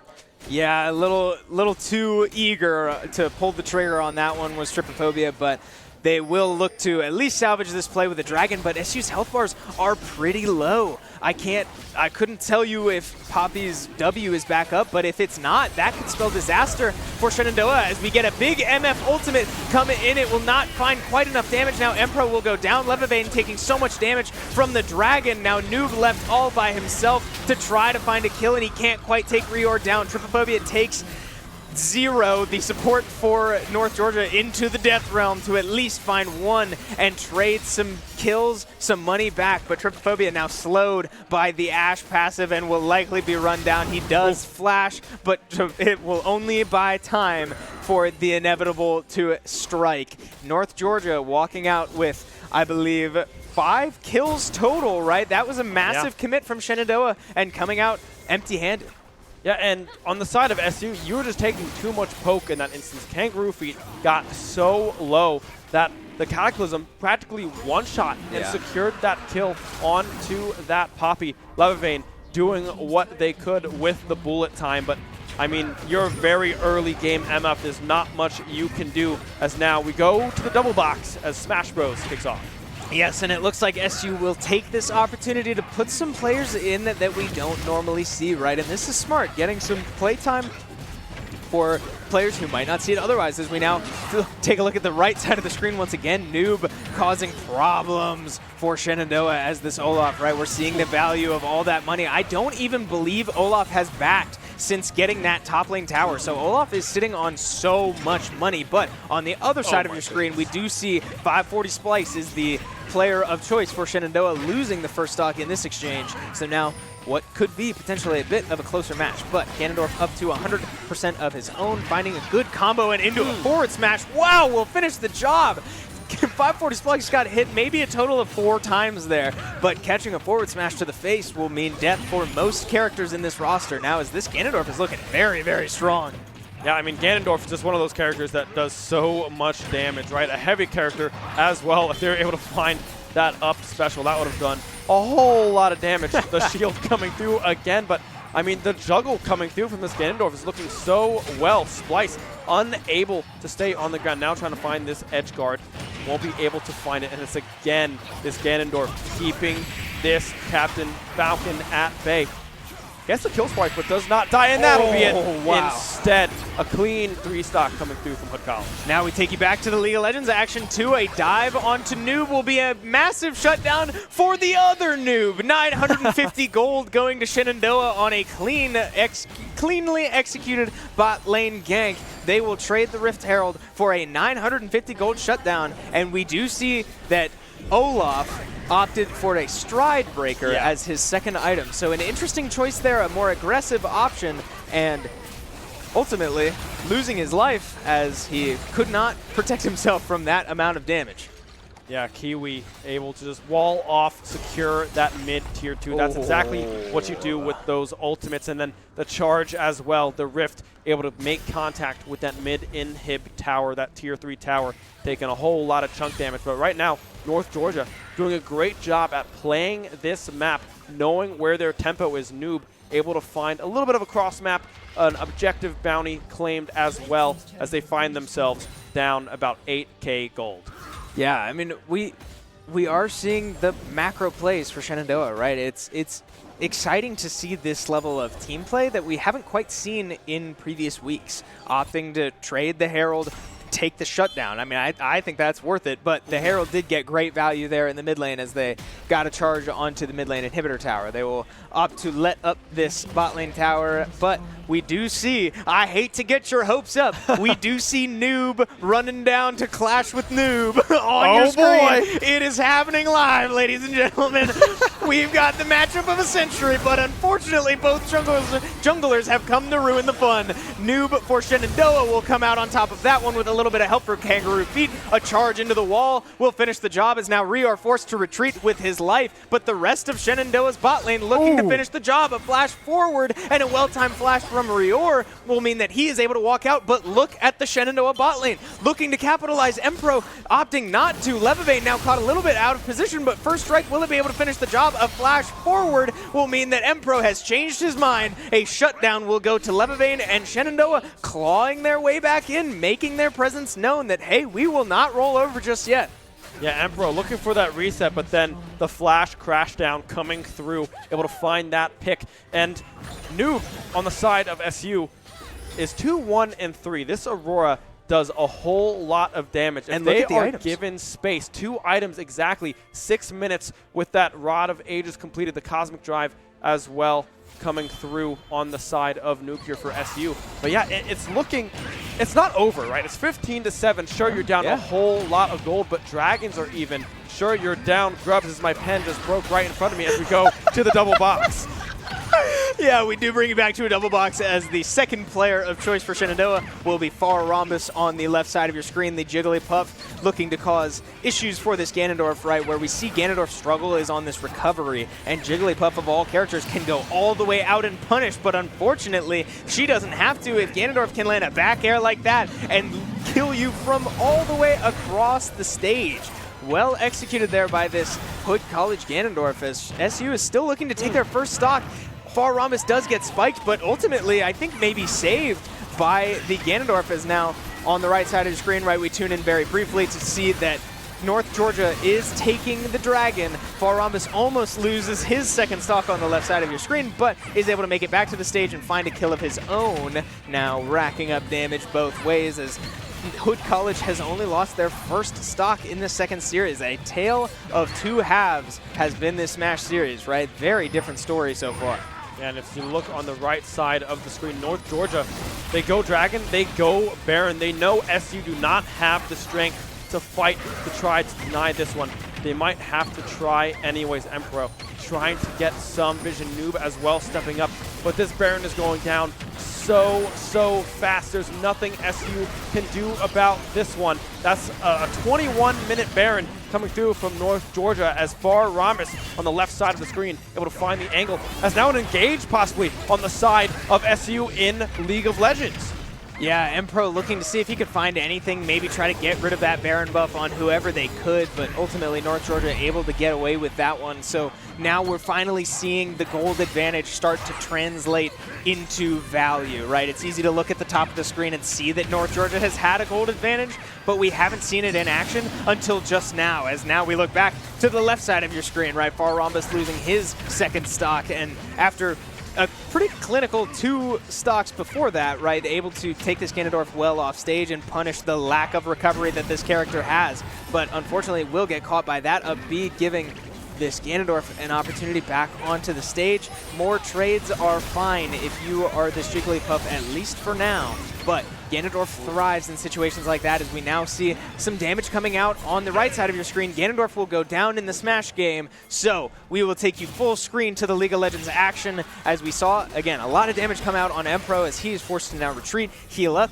But North Georgia looking to capitalize, looking to find a pick, and they might just have one. The Braum passive will find its way onto Kangaroo Feet, a forced stun from this Ashe volley of auto attacks, but Levavane caught a little too close to the wall will mean that the Cataclysm lands over the wall, and Rior finds his way out. Meanwhile, on the top side of the map, Tripophobia caught on the wrong side of that Talia E. He will get stunned, caught by the W. A lot of Talia damage. That is a Storm Surge and a Ludens on that Talia. That is deceptively a lot of damage on a character that we have not seen much of this game. Yeah, crucially though, with that Cataclysm coming out from Rior, the flash is down from Levavane. The accessibility now that they have through this backline is astounding. Empro trying to do anything to try to find an engage. Kangaroo Feet, again, semi-caught behind enemy lines here as Empro will go, and the bullet time will fly, but the Unbreakable will come through, and now the Ragnarok from Noob will tear through the first member. Empro going down. A hook will come through, but it won't mean anything as Sailor Pleb able to rip through the front line. Levavane able to find one. The tower trying to help out just a little bit. Noob flashing forwards, trying to find the angle on the Q pullback. We'll be able to find the E, however.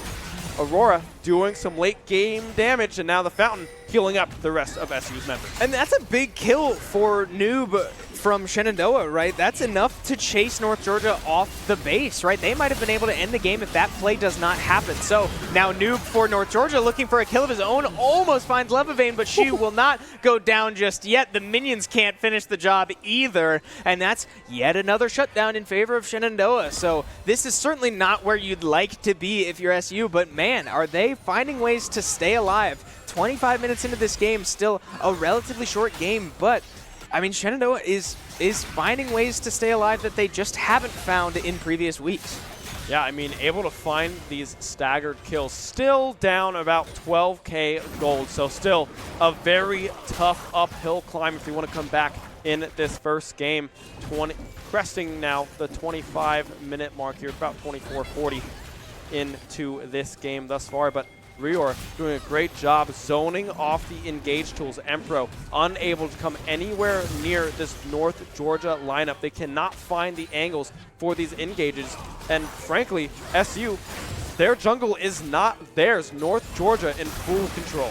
Yeah, now we see an engage coming out from Rior onto Kangaroo Feet. From there to apply his stun, but not enough damage between the jungler and support. But here comes an Ash Arrow, a nicely timed sidestep. Means that Kangaroo Feet now is able to find a stun of his own. Noob has a lot of damage if he's able to put it out. The ultimate will come out, but not quite able to finish off Rior. Just buying as much time as possible. A Flash Empro engage will finish that one, but now here comes the other Noob. All of the money from that top lane laning state pays off as this Olaf running through the entire SU squad. Trypophobia left on an island in the base to protect against what my eyes are telling me are 1 million minions and 4 North Georgia players. He cannot quite get that one done, and it will be game number 1 going University of North Georgia's favor.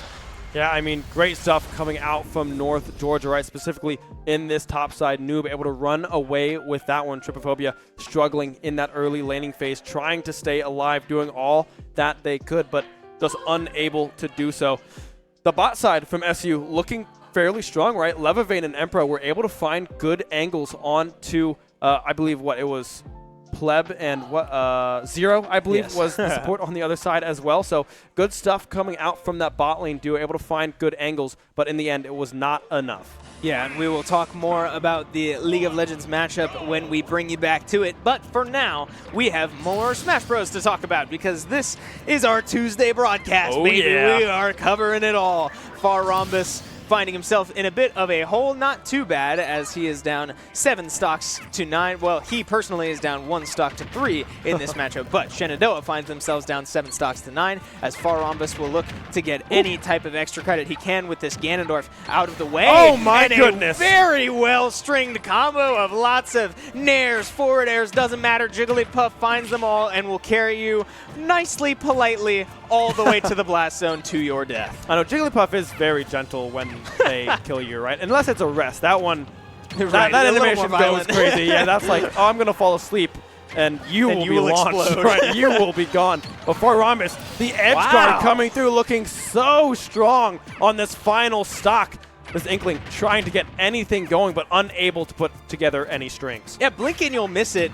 This game is my tied. goodness. Far Rhombus has brought this game all the way back from what was looking so strong for Hood College with that Ganondorf, right? Ganondorf was playing so clean, had all of the answers for Splice as the first player for Shenandoah, but Far Rhombus able to put that fire out, and now making this one look easy, frankly, finding 2 very, very clean stocks. But now, Hood College, this Inkling, finding their way back into the game, right? Knocking Far Rhombus all the way up to 71%. Keep an eye on that ink meter down at the bottom, as this Inkling will need that to do most of their damage. But man, a nair, like slightly off stage, is enough to finish the job, and Far Rhombus finds a 3 stock to take the lead. Yeah, I mean, Far Rhombus out of left field, How right? about You're it? on your last stock on going into that set, right? And you clean house, right? You look so good. Those aerials, those off-stage juggles were clean. Yeah. Yeah, I mean, I can't say I saw that coming. I'm sure Hood didn't see that coming, but I mean, I went into that game saying that Far Rhombus is looking for extra credit. I used the term extra credit. Good Lord, did he find extra credit. Yeah. 3 stocks without dying is beyond the definition of extra credit, but I mean, look at that. Stone cold, just business in this SU esports arena. Smash taking care of business, but only up 7-6, right? That was a very clean game, but unfortunately, SU did put themselves in a little bit of a hole to start set number 2 here. So looking to claw back, but so far finding their way back just like that. Yeah, I mean, Far Rhombus looking incredibly good, right? Splice as well, opening it up. Looking good against the Ganondorf, but the Ganon was just really playing lights out in that matchup, right? Played very, very well. A heavy character doing a whole lot of damage. Sometimes it can be frustrating to play against, but Rambus doing a great job cleaning that one up and then continuing to perform on this Jigglypuff. Yeah, I mean, you'd love to see that. Rambus was one of the players that was on the SU Smash Bros. Team that won Game Mason. Their LAN so far this season that they walked out with the title, not a belt, a title. Check our socials if you want to see pictures of that, man. I wish we had that on stream, but we don't. Yeah. But yeah, walking out of that building with a title. After, I mean, frankly, an incredible performance from Willie. But point being, Rambus was on that team, right? We see Shenandoah putting in players that we are outside of our main four, but I struggle to call them subs because these players are very strong. So Rambus showing why he was able to make that team, make that win at Game Mason, and now, I mean, dare I say, looking for more extra credit. I regret using that term again, but I mean, I don't know. At this rate, God knows what can happen. Yeah, I mean, it's going to be interesting to see what this matchup is, right? Because Jigglypuff is a very light character. So if you can get good juggles, it's not going to take a whole lot to be able to rack up high percentage on a character like Jigglypuff. So maybe you go in with a hard hitter that thrives in these aerial kind of 1v1s that Jigglypuff always tries to find themselves in. As we jump into this next matchup, it's going to be an Incineroar coming through from Hood College to try to clean up Rambus's final stock. Yeah, you did get the heavy hitter part right. I mean, Rambus is going to struggle to stay alive much longer than about 80% on this Jigglypuff. But the good news is Incineroar's recovery is trash. So if Rambus is able to really carry this Incineroar very far off stage, he doesn't need to get nearly as far off stage as he would have last game against the Inkling, right? This Inkling has a strong recovery, Incineroar does not. So a couple aerial moves could put this Incineroar away in a similar fashion to how we saw Rambus finish off the Ganondorf. But enough theoreticals, right? We're watching it happen live as this Incineroar finds himself up to 90%, where Jigglypuff can struggle sometimes is finding ways to finish the kill. I mean, short of a rest, it's hard for Jigglypuff to find combos that lead into smash attacks like that. You kind of need to force reads off ledges or, you know, find tech chases or whatever, you know, stock standard. I mean, sure enough, there's a missed tech from the Incineroar leads to a perfectly placed dash attack. That's the type of kill confirm that we're going to have to see from Rambus. But again, what is that? Now 7 stocks from this Jigglypuff. A great read there to not fall for the counter will mean that he finds the rest. Kill confirmed struggling. Not today. Is Rambus able to find a great combo there? Up tilt into rest. True as it may be. Now Jigglypuff up to 100% looking to potentially take this one away without losing that one stock. And this is dangerous territory for Incineroar, right? You cannot go very far off stage to try to punish this Jigglypuff. So many jumps, so many ways to recover, and now all he has to do is sit and wait. The Incineroar with so few options to get back on stage. Rambus with the awareness and fortitude to sit and watch it happen. Incineroar lands right in the forward smash hitbox and finds his way to death. I don't even know what to say, right? I mean, Rambus just outplayed that Incineroar, right? Able to find so many great offstage juggles, that rest as well coming through to bring it to a 1-1. And Incineroar, they had Jigglypuff exactly where they wanted him, right? Up to that 72% early on and then up to that 100, but just were unable to find that final blow, that final hit in the air that would have done it. I mean, Rambus doing a great job at avoiding the pressure and then finding the windows to strike. Right, and just a couple good reads in there too, right? Not falling for the bait or for the counter, excuse me. Finding the tech chase on the dash attack. I mean, like just little things that start to add up in a situation like that where you cannot afford. I mean, I say you cannot afford, where you really don't want to lose that one stock you have. Those types of reads matter a lot more. So finding those moments, right? Analyzing your opponent and capitalizing. That was borderline flawless execution from Rambus. Yeah, and now we're down to 3 stocks left on the side of Hood College. This is the last potential player coming through from Hood College, right? They're down 1-0 on the series. Rambus could clean it up here if they are able to find yet another, I guess 3 stock, right, is the word you would call it. Yeah. I'm rooting for him, right? I want to see Rambus clean this one up and take the series. That would be 12 stocks, I think, right? Well, Splice came in earlier. Right, but did he take a stock? No. I don't believe he did. Yeah. Okay. So Far Rhombus, as our second player, is not on the verge of a 12-0 that we saw Kip just perform. But if Far Rhombus is able to walk out of this with his third consecutive 3 stock, that's 12 stocks straight for Far Rhombus. I mean, wow. Talk about an incredible showing from Shenandoah, but I don't want to jinx it, right? It still needs to happen, and a 3 stock is always a tall order, no matter the circumstances. So we'll see if Far Rhombus is able to do it, but this Jigglypuff is clicking. Yeah, I'd be interested to see what Hood College goes out with, right? Because this Jigglypuff seems to be a problem no matter who you put in. So this matchup, I think, is going to be very crucial, excuse me. And it looks like it's going to be the Kirby coming through. 2 characters that jump a lot. Yep, 2 floaty little circles will duke it out. Thankfully, Hood College's Kirby opting to go blue so that we can tell these characters apart. So shout out Hood for making our lives just a little bit easier as broadcasters. But, okay, into the action, right? This is going to be interesting because where Jigglypuff thrives is carrying your opponent so far off stage that they cannot recover. The problem with Kirby is that they have, I believe, the same amount of jumps as Jigglypuff, including a better up special to recover vertically. So Far Rhombus is going to struggle to get kills that way, but we saw 2 of the Incineroar's stocks go down in other ways, right? We saw the rest on the second stock and just a hard read on the third one. But we're going to need to see more of that in this stock as now Hood College finding plenty of up specials. That is what Kirby players like to do. So Far Rhombus now up to 86%, looking to put 1 stock away at least. But I mean, it's going to be tough now to take 3 stocks straight now at 100%. Right. Yeah, I mean, Hood College, this player doing a great job of playing this distance. Will get swallowed up there, but I mean, you're relatively still the same character, right? Not a whole lot. You get that one picked up, but that's about it.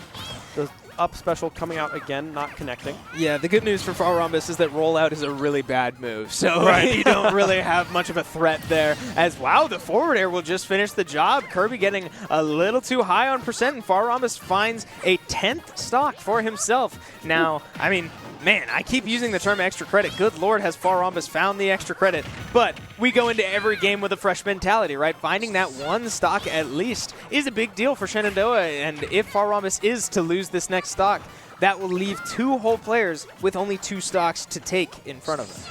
Yeah, I mean, doing a great job of playing safe, playing this distance as well. Hood College unable to get a hold of Far Rhombus thus far. 74% built up on to this Kirby.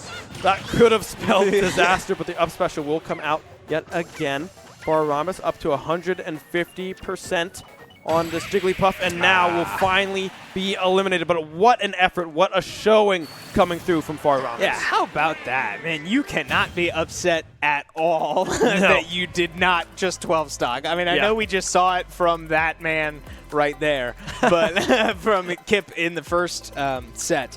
But 10 stocks, I mean, under any circumstances should be hailed as an incredible performance. So we will see who option number 3 for Shenandoah will be in that Smash matchup when we get back to it. For now, we do have game number 2 of League of Legends loading in fairly soon. So what does that mean? We have a draft to report to you. Shenandoah opting for a very similar strategy. Yeah, and look at the lineup, right? Whoa. A lot has just been shuffled around. We have Galaxy Bird now in for support. Leathervein staying in that ADC position. Empro will be moved from support into mid. Kangaroo Feet, the tried and true, staying consistent in that jungle. But now Noob shifted up into that top side. So we will see Noob versus Noob here. Alawi versus Gwen in the top side. Yeah, and you'll have to forgive me. This is not a similar strategy at all for Shenandoah. I had my teams mixed up there. I saw the misfortune and yeah, whatever. So North Georgia opting for a similar strategy to what Shenandoah tried to do in game 1, right? This sort of wombo combo-y, but hyper carry from their top laner, right? Noob does get the Gwen pick, and that is going to be very scary if Gwen is able to get as much of a financial lead as the Olaf did in game number 1. Yeah. But with a lane swap, right, we have noob against noob in the top lane. So Shenandoah's noob on the Aurora in game 1 pulled ahead, right? Yeah. That was the danger for UNG. So now these players saying, hey, we'll fight against each other, and whoever comes out on top might just win the game. Yeah. I mean, we will see. That's going to be very exciting to watch. So I'm sure anytime we bring you to League of Legends action, we'll be keeping an eye on the top lane. Yeah, and with this top side, right, Gwen is notorious for being just a tank shredder, right? Just rolls through health bars. And Alawi is pretty much a tank, right? Yeah. She has a whole lot of health that she builds up. So it'll be interesting to see how Noob plays into this Gwen. But the bot side, I like the Enchanter coming through here. The Lulu, a very meta pick right now in today's game. It's going to be fairly similar on the side of North Georgia. The Braum will be coming through, but Levavane, with this Ashe, with the slows, with the control that they can have in this lane, might be able to pull ahead, do a lot of damage here, and put this Misfortune behind. Yeah, and I like the game plan to just sort of put all your eggs in one basket in the form of Shenandoah's noob in the top lane now.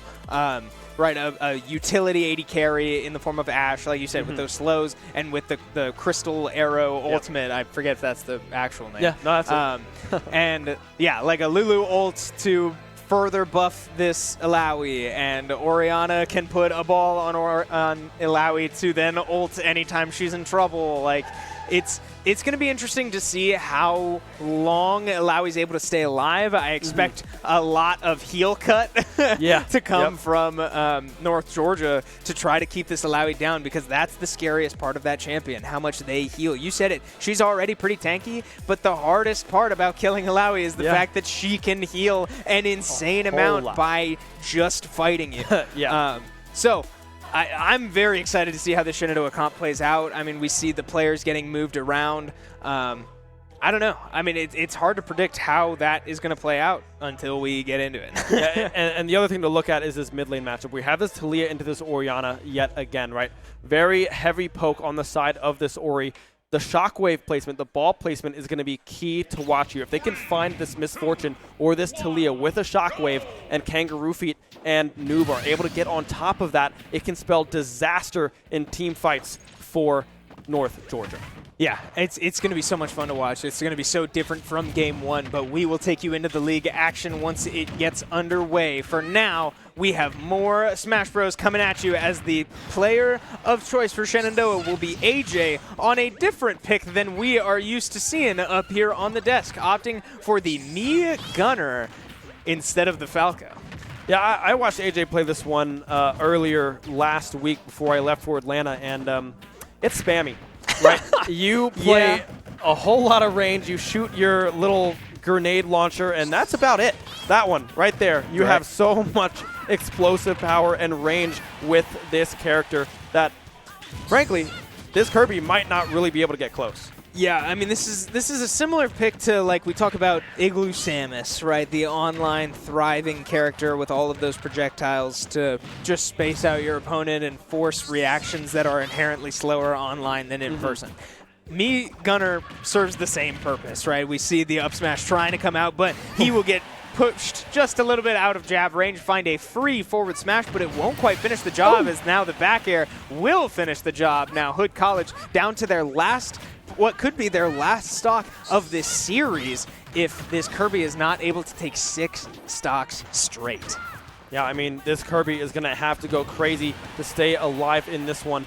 134% built up, and see, like, look at the approach that you can have on this ledge, and now the juggle coming through from AJ as well, trying to finish this one off, but Hood College doing a great job dropping down off of that platform, finding that back air, and finding that stock. Yeah, AJ getting a little aggressive with the forward smashes, right? That move feels so good to use, and sometimes you get a little distracted by how good it feels that you start throwing it out a little bit too much. But, I mean, we see it again there. Maybe not a little too much as it lands on that one. And now Kirby running out of jumps. This is a little dangerous territory, but we'll make it back on that one. AJ unable to capitalize on that up special, but 122%. Once again, Kirby looking like he's running out of jumps maybe, but is able to get back to the ledge.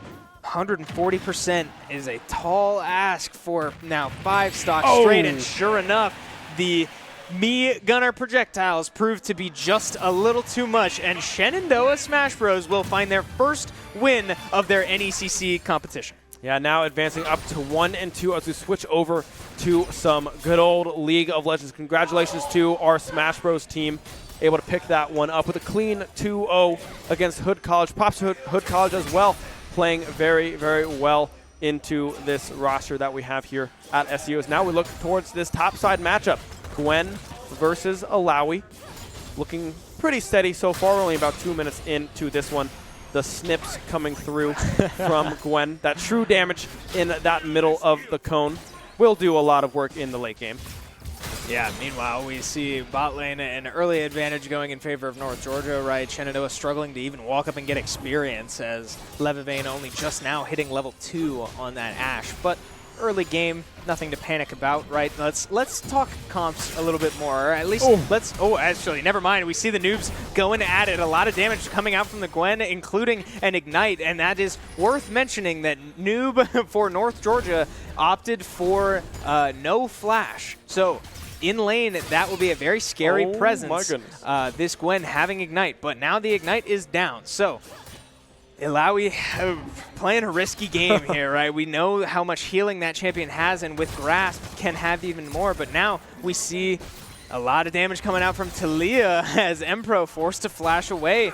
Shenandoah very low health bars across the board, but staying alive for now. Yeah, I mean, Kiwi doing a great job at finding those flip backs into the Unraveled Earth. As now Noob goes in, has a little bit of healing, won't be able to stay alive, but the dive, the tower, able to help out, making that one a 1-for-1 first blood. However, going over to North Georgia's Noob, not something you want to see if you are on the side of SU.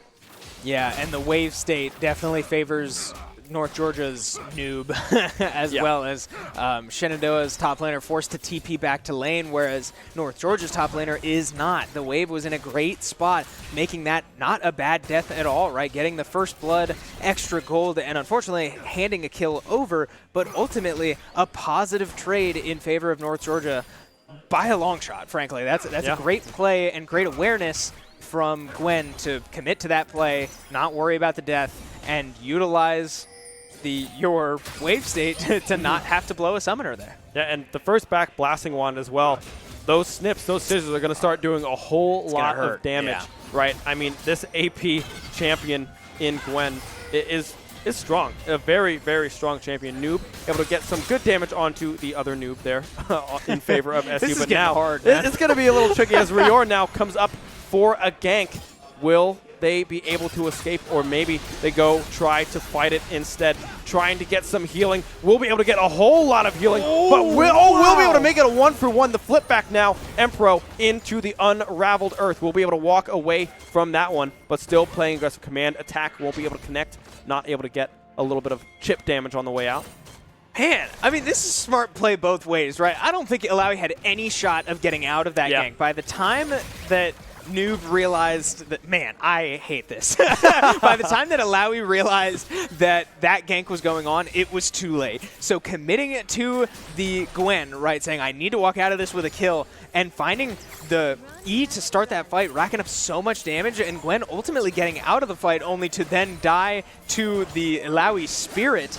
I mean, that's very well executed to make the most out of that situation. And the wave state was in favor of Shenandoah's Noob that time around. So Gwen forced to blow her TP now, as we do see the little bit of help from Kangaroo Feet to make sure that that wave will crash. A lot of damage coming down onto this Gwen now, but keep an eye out now as well. We see an engage from Talia. Flash engage at that will finish the job, but now I was just about to say keep an eye out for Alawi ultimate, as Alawi hit 6 first. Now Gwen is also 6, so we may see some healing as Gwen will potentially opt to stay, but a great play there from Kiwi Connoisseur in the mid lane to flash and make a play of his own. Now Rior looking for a gank onto Alawi, and a similar situation, right? Forced to kind of commit to this play. It's too late to run away now, and the E will not connect. Rior able to finish the job this time around without giving a return kill. This is a very bloody top lane, but so far favoring North Georgia as a team. Yeah, I mean, Noob on the side of SU trying to do as much as possible, playing with so much aggression up in this top side. I love to see that coming through from this SU squad, as now Kangaroo Feet hovering around this dragon, starting that one up, trying to secure that one before any further contest comes through. We have the mid prio, but Rior trying to make their way through. Oh no, they're on Grubs. What am I talking about? Zero was the one coming up. It is going to be a Dragon for Grubs trade here for SU in North Georgia.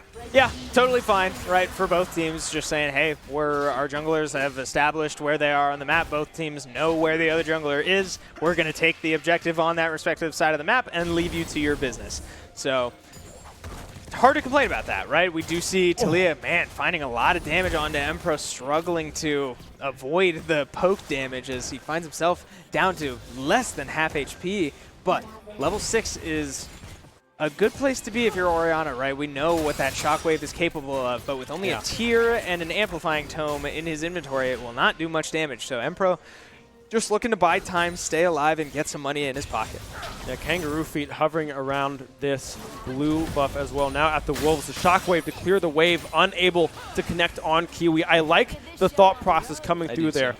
Able to clear that wave. That connects onto Kiwi. That might be able to be transitioned into a kill, but just barely out of range. Kiwi able to stay alive with that one. Now, my point that I was going to make was Kangaroo Feet, if they can get in there with the stun and find a Shockwave off of that one, there might be a kill. But now, with the Shockwave down, won't be able to find that one. As now, the glorious double box. It's Hood College returning yet again here against Shenandoah in Overwatch. Yes, Hood College looking for revenge against Shenandoah, as we saw the Smash team for Hood College go down to Shenandoah, now looking for a win in Overwatch. But on the right side of your screen, right, a lot of low health bars. We saw a fight in the top side, a fight in the mid lane. No kills going either way as Kangaroo Feet walks into the mid lane to help his laner finish the job. Empro is in a bit of a dangerous spot. But back on the left side of your screen, we see lots of early skirmishes, right? The point has just opened, and Hood College will get first touch, first points. So, early fighting, right? Classic Overwatch, lots of damage coming out. We do see Voidex able to find the kill onto one of the supports for Hood College, as now more bodies will hit the ground. Tiny Shiny finding a pick of her own. Now 3 kills, now make that 4 for Shenandoah will mean that they get to take this point and start racking up percentage of their own. Yeah, recapturing that point now, 28% built up on the side of Hood College. Now Voidex flying across the map, just trying to play it safe, wait for reinforcements to come through. Tiny Shiny as well. This could be a flank angle that they are looking for. Tiny Shiny doesn't have the pulse bomb, but we'll be able to find some poke. The recall coming through will put them right back into harm's way, but dashing out, able to stay alive. Cherry now able to find the Symmetra. King trying to find angles as well. Voidex, the minefield coming out, will be able to find 4 members dropping on the side of Hood College. Not much you can do with that one. Yeah, a great fight there from Shenandoah to really walk away with, I don't believe, any deaths across the board. So just very cleanly executed, and keep an eye on ultimates now as we see some swaps coming from Hood College. So that will drop their ultimate charge relatively low. So ultimates favoring Shenandoah as Cherry is about to have that orbital ray. Tiny Shiny will be looking for a pulse bomb, but so far, right, we do see Voidex just wreaking havoc, being a problem as most wrecking balls do. We see a lot of damage coming out onto the Diva. Can Voidex finish the job? The mech will go down, but Tiny Shiny will also go down. Did not find a kill with the pulse bomb, so that is a cooldown for Shenandoah's ultimates. Voidex able to find a kill. Claviella finding another. That is 1 support down for Hood College, and both DPSs will also, oh no, excuse me, not both. One of the DPSs will go down, leaving 1 DPS remaining. King on the Tracer here. This is worth mentioning, Ben. Yeah. I'm noticing an observation. King, at least, we made the joke that Hood College is looking for revenge against Shenandoah. King was one of the Smash players we just watched. If you remember Shenandoah played against an Ike just moments ago, that is this Tracer player. I mean, I love a dual threat, right? King coming through here, Flames and Cherry, however, able to answer back. Cherry in the air, raining down the damage. Voidex now in the backside, trying to find the Ana. Ana, there's not much you can do against a hamster and a mech. Able to come up with that first point. The overtime will tick down the first point in control going to SU. As now we pivot back over to our double box 5-3, the kill scoreline in favor of North Georgia. I can't get over this. I love that Hood College actually did just reschedule this Overwatch match to be after Smash Bros. It's so awesome. And now we know why. That's hilarious to me. But yes, so Hood College looking for revenge in more ways than I actually expected when I made that joke earlier. But back on the right side of your screen, man, we are seeing this Taliyah cause problems for Empro, right? Struggling to dodge most of that damage. And we now see just a straight 1v1 in the top lane go in favor of North Georgia. Gwen finding a lot of damage. The crystal arrow will land just a little too late, as now Shenandoah will look to salvage this situation with a dragon, getting down a little bit below half HP, but it does look like North Georgia might look to contest it. Maybe not, as Misfortune making her way up. I mean, Shenandoah is pinned a little bit between some players, but oh man, a lot of Taliyah damage there, and it will be a kill onto the Lulu. North Georgia is able to capitalize off of the superior positioning, and now, I mean, this is a massacre for Shenandoah. They need to find their way out. The shockwave will land, but it will not be enough. Xin Zhao finds the kill, will find another. Meanwhile, on the top side of the map, Gwen is doing what Gwen does best, and that is snowballing. 2 turrets down, less than 15 minutes into the game, and this Gwen is swimming in money now with a fully completed Nashor's Tooth, and I believe I see a Dark Seal down there as well. Ooh. Yeah, I mean, North Georgia is just able to out-execute on the side, of that dragon fight, right? They lose the dragon, but Empro trying to TP and trying to find the shockwave, but just is too late. The damage is no longer there as Levivane does. I did believe Levivane went down in that exchange. Maybe not. 1-0-1 is the Ash. I think I'm thinking of the Lulu, the Wild Growth, unavailable to keep that survivability up and going. So now we look over towards this left side as well. SU recapping the point here on the second point of control. Yeah, similar story, right? Hood gets out to an early advantage, but SU able to get a clean retake there, and we now see... I mean, a beautiful crystal arrow landing from Leviathan, but, I mean, nothing followed up on. No follow-up coming through from Emperor or Galaxy Bird, and now the flip back into the Unraveled Earth.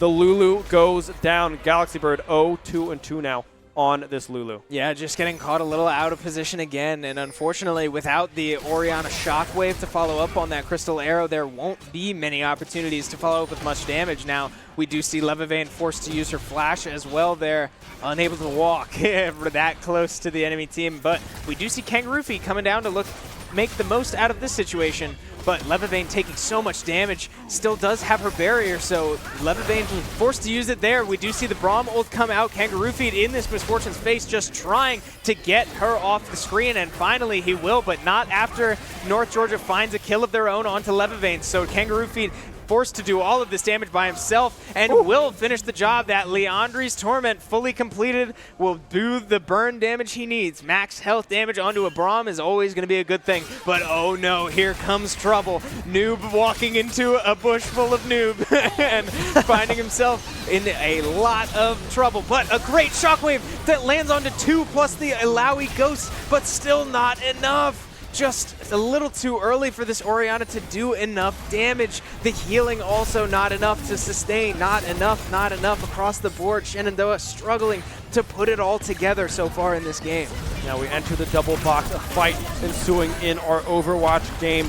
Many members falling on the side of SU. Actually, just Clabiella, but the orbital ray will come through from Cherry, trying to stay alive, trying to provide support. It's Flames and Tiny Shiny able to run through the backline of Hood College. We're in this overtime on this second point. Pulse Bomb will go wide, but everyone already gone, pushed away. A 2-0 control in favor of SU. Yeah, strong showing and a strong rebound from the match earlier today, right? This is a completely different story. Shenandoah struggling to find much traction at all in their first matchup against Tulsa, but different league, different mentality, right? Able to reset and come into this Hood College matchup as a completely new team, take control early on, and show that this team can absolutely put you down when they need to.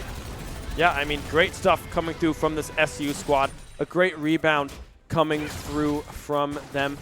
1-0 now up on the series, as now we go back into League of Legends. Yeah, we have a 8,000 gold differential here as Levavane takes a lot of damage, but I mean, keep an eye on Kangaroo Feet. Oh my, bullet time will come out, but not enough to finish Levavane there. Dangerously close, but Levavane does have a completed static shiv here, and on the other side, we see a full Bloodthirster is the item of choice for Sailor Pleb. An interesting choice, but a choice nonetheless, as now Misfortune will be dealing quite a bit of damage for North Georgia. We now see Noob looking to engage. He will ult the Ghost, but out of range of both of those other tentacles. That is heartbreaking if you are the Shenandoah top laner. That is just unlucky. Now Galaxy Bird caught out of position once again. Forced to flash away, will get away with his life for now, but the Crystal Arrow will land onto the Misfortune, forcing a lot of damage to stall, but still not enough damage to prevent that death from coming down. Kangaroo Feet will fall, drop to 4-2, but still signs of life for Shenandoah, at least for now. But man, they are struggling to find enough to really pull themselves back into this game. Yeah, Galaxy Bird getting hit by the wind becomes lightning there, taxiing Rior into that back line. Kangaroo Feet sacrificing their life to keep their bot lane alive. But now we see this split map coming through, right? Every single pressure point that SU has is nowhere to be seen at this point, right? It's all on the side of North Georgia, able to find these pushes in mid, in top, in bot lane, securing the dragon as well. Shenandoah does have a 2-1 dragon lead. That's about the only thing they have going for them, however. They have no grubs, no towers. 7 kills to 14. Kangaroo Feet trying to clear the wave. Will be able to do so, but I mean, North Georgia going in again is Rior, but not much to come of that one. Yeah, the scary part of your Shenandoah, you don't have a ton of poke here, right? The only poke you really have is Udyr finding damage with his Leandri's Phoenix Dance, but we do see the Crystal Arrow land, and the Xin Zhao able to rip through that Orianna, and he continues on to Levavane. We see a kill on the other side. Kangaroo Feet is able to take Noob out of the fight. Gwen is gone, but man, this Xin Zhao will not go down. He's able to find the kill onto Levavane, finding 2 before he goes down. The shutdown will go down onto the Alawi, and man, that was catastrophic for Shenandoah. At least it looked like it could have been. Shenandoah able to find 2 kills of their own, ultimately only trading, I believe, 2 for 2 in that exchange in the end. But man, they could not take Rior out of that fight. 7-1 with a completed Sunder Sky, finding its healing value in that fight. Yeah, I mean, Sunder Sky is one crazy item, right? That was all of that healing on to Rior there. Now Noob trying to get aggressive, trying to find an angle onto Kiwi, but not able to find anything just yet. I mean, that was so many ults expended on in that fight. But now look at the gold graph, right? Look at the difference in every single one of these lanes. The only one, well, the only one relatively close right now is jungle, right? Everyone else is down about 2K gold.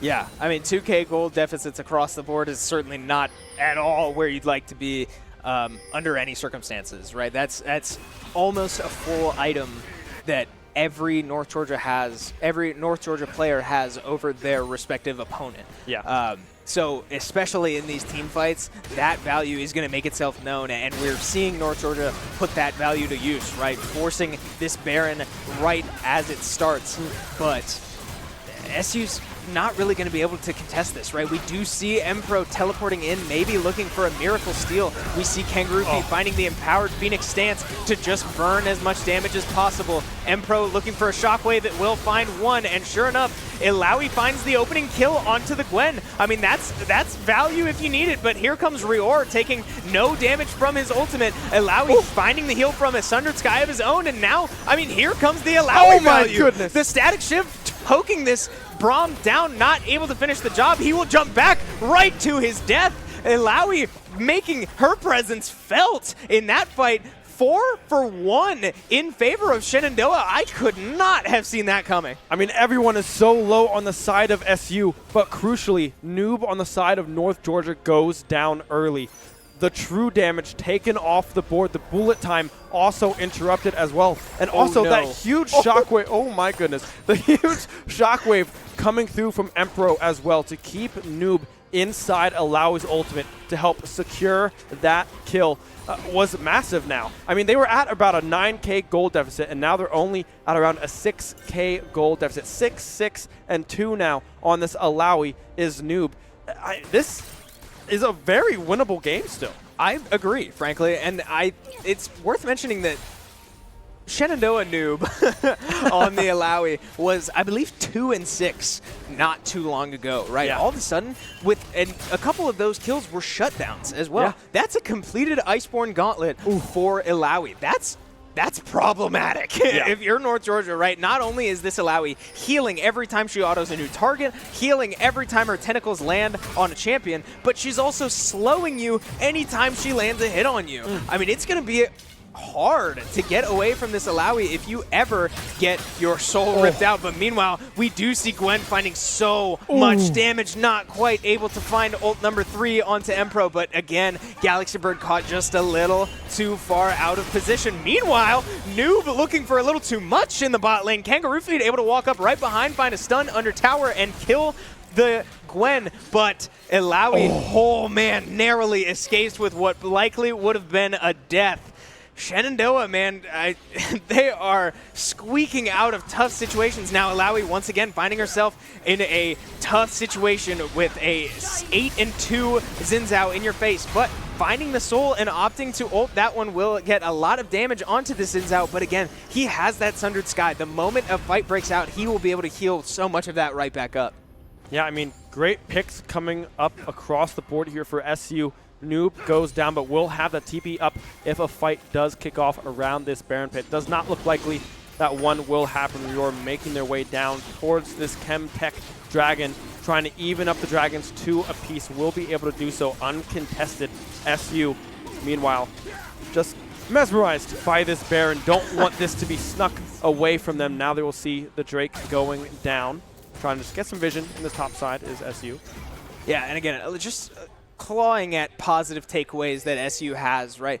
It helps that you did get 2 of those dragons in the early game, right? A win condition for North Georgia is that Chemtech Dragon Soul, but they're not going to be able to get it for at least 10 more minutes. Yeah. That's 10 minutes that you can claw back into this game because you were able to find those 2 early dragons. Granted, they lost all the grubs, and they have certainly felt the impact of that, losing 5 towers before they've even been able to take a single one of their own. But again, the small positives are certainly worth pointing out as we now see another exchange between the noobs, right? They are back at it, and my lord, does it look like Alawi is catching the better of these so far, as the first tower for Shenandoah will go down. But Alawi's getting a little aggressive here, right? Without a minion wave, the ultimate will come down, and here comes that healing I was talking about, right? Both of these characters have so much healing. Noob able to come out on top of that one, I say. Empro will go down to the Xin Zhao, and here comes that Xin Zhao gold value. We take you back to a double box as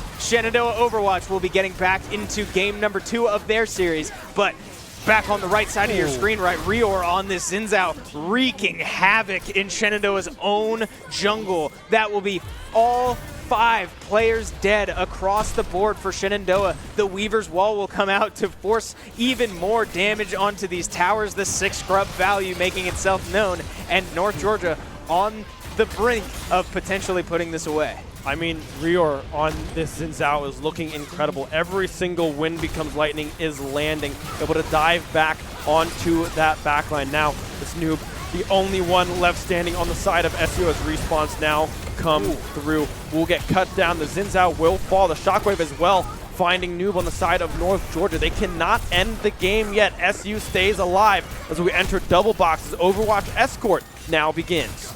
Yeah, we will take you back to the Overwatch action here in a minute, as we do see on the right side of your screen Kangaroo Feed actually opting to chase a little bit, but likely will not get much more. So back to the Overwatch action.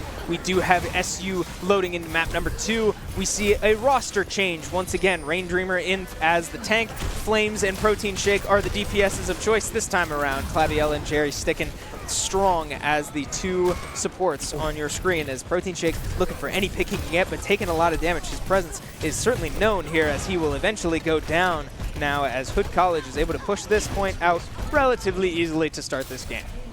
Yeah, I mean, Hood College doing a great job pushing up to that first point. will find that one. I believe now that's 5 minutes on the clock to make it to this second point. Protein Shake, like you mentioned, is in the game here. Rain Dreamer as well making an appearance. Voidex will not be in this one. It's going to be the Sigma and the Widow, the two new players here. Protein Shake able to find one. The Widow diff coming through. King will go down. And now, as we look over to League of Legends as well. Well, we're double boxing League of Legends. You only see Overwatch right now. They're looking kind of around a Baron posture right now, but nothing is getting pulled just yet. As now we look at Protein Shake again, trying to find some picks. Yeah, look at how Shenandoah is posturing here. Well, Protein Shake will go down early, but Flames finds a pick of his own. So we see the chaos ensue, right? Both teams feel that they have the pick they need, but nothing will be coming of it, as we now do take you back to the double box just to show you that North Georgia has started this Baron. Shenandoah looking like they might look for another miracle steal, but in this exact situation, we did see Shenandoah come out on top. The Lulu ult forced out onto herself will mean that that's a big ultimate now on cooldown. Elawi has a disgusting flank behind the whole team, but the Crystal Arrow goes wide on everybody. Elawi does slam the ultimate down to start the fight. This is so awkward positioning for both teams. Neither team has great engage. Shockwave finds two. Empro fighting for his life, trying to get these two players off of him, but Gwen just a little too sticky for that one. Meanwhile, Elawi dealing with the rest of the team back in the Baron pit and will be promptly stunned. The healing is keeping her alive for now, but not for long enough. Elawi is down for Shenandoah, and Gwen is in the base, hitting the Nexus, and North Georgia will say, no more funny business. We are getting out of this series 2-0. North Georgia comes out on top. Yeah, I mean, a disaster at the Baron. Rain Dreamer now with the ultimate, able to find one. Clabiella following up. Brig will find the other Brig. Cherry finding King as well, finds two. And now it's just a lonely Zenyatta. Not much you can do with that one when Protein Shake has you in their sights. A good hold coming through from SU.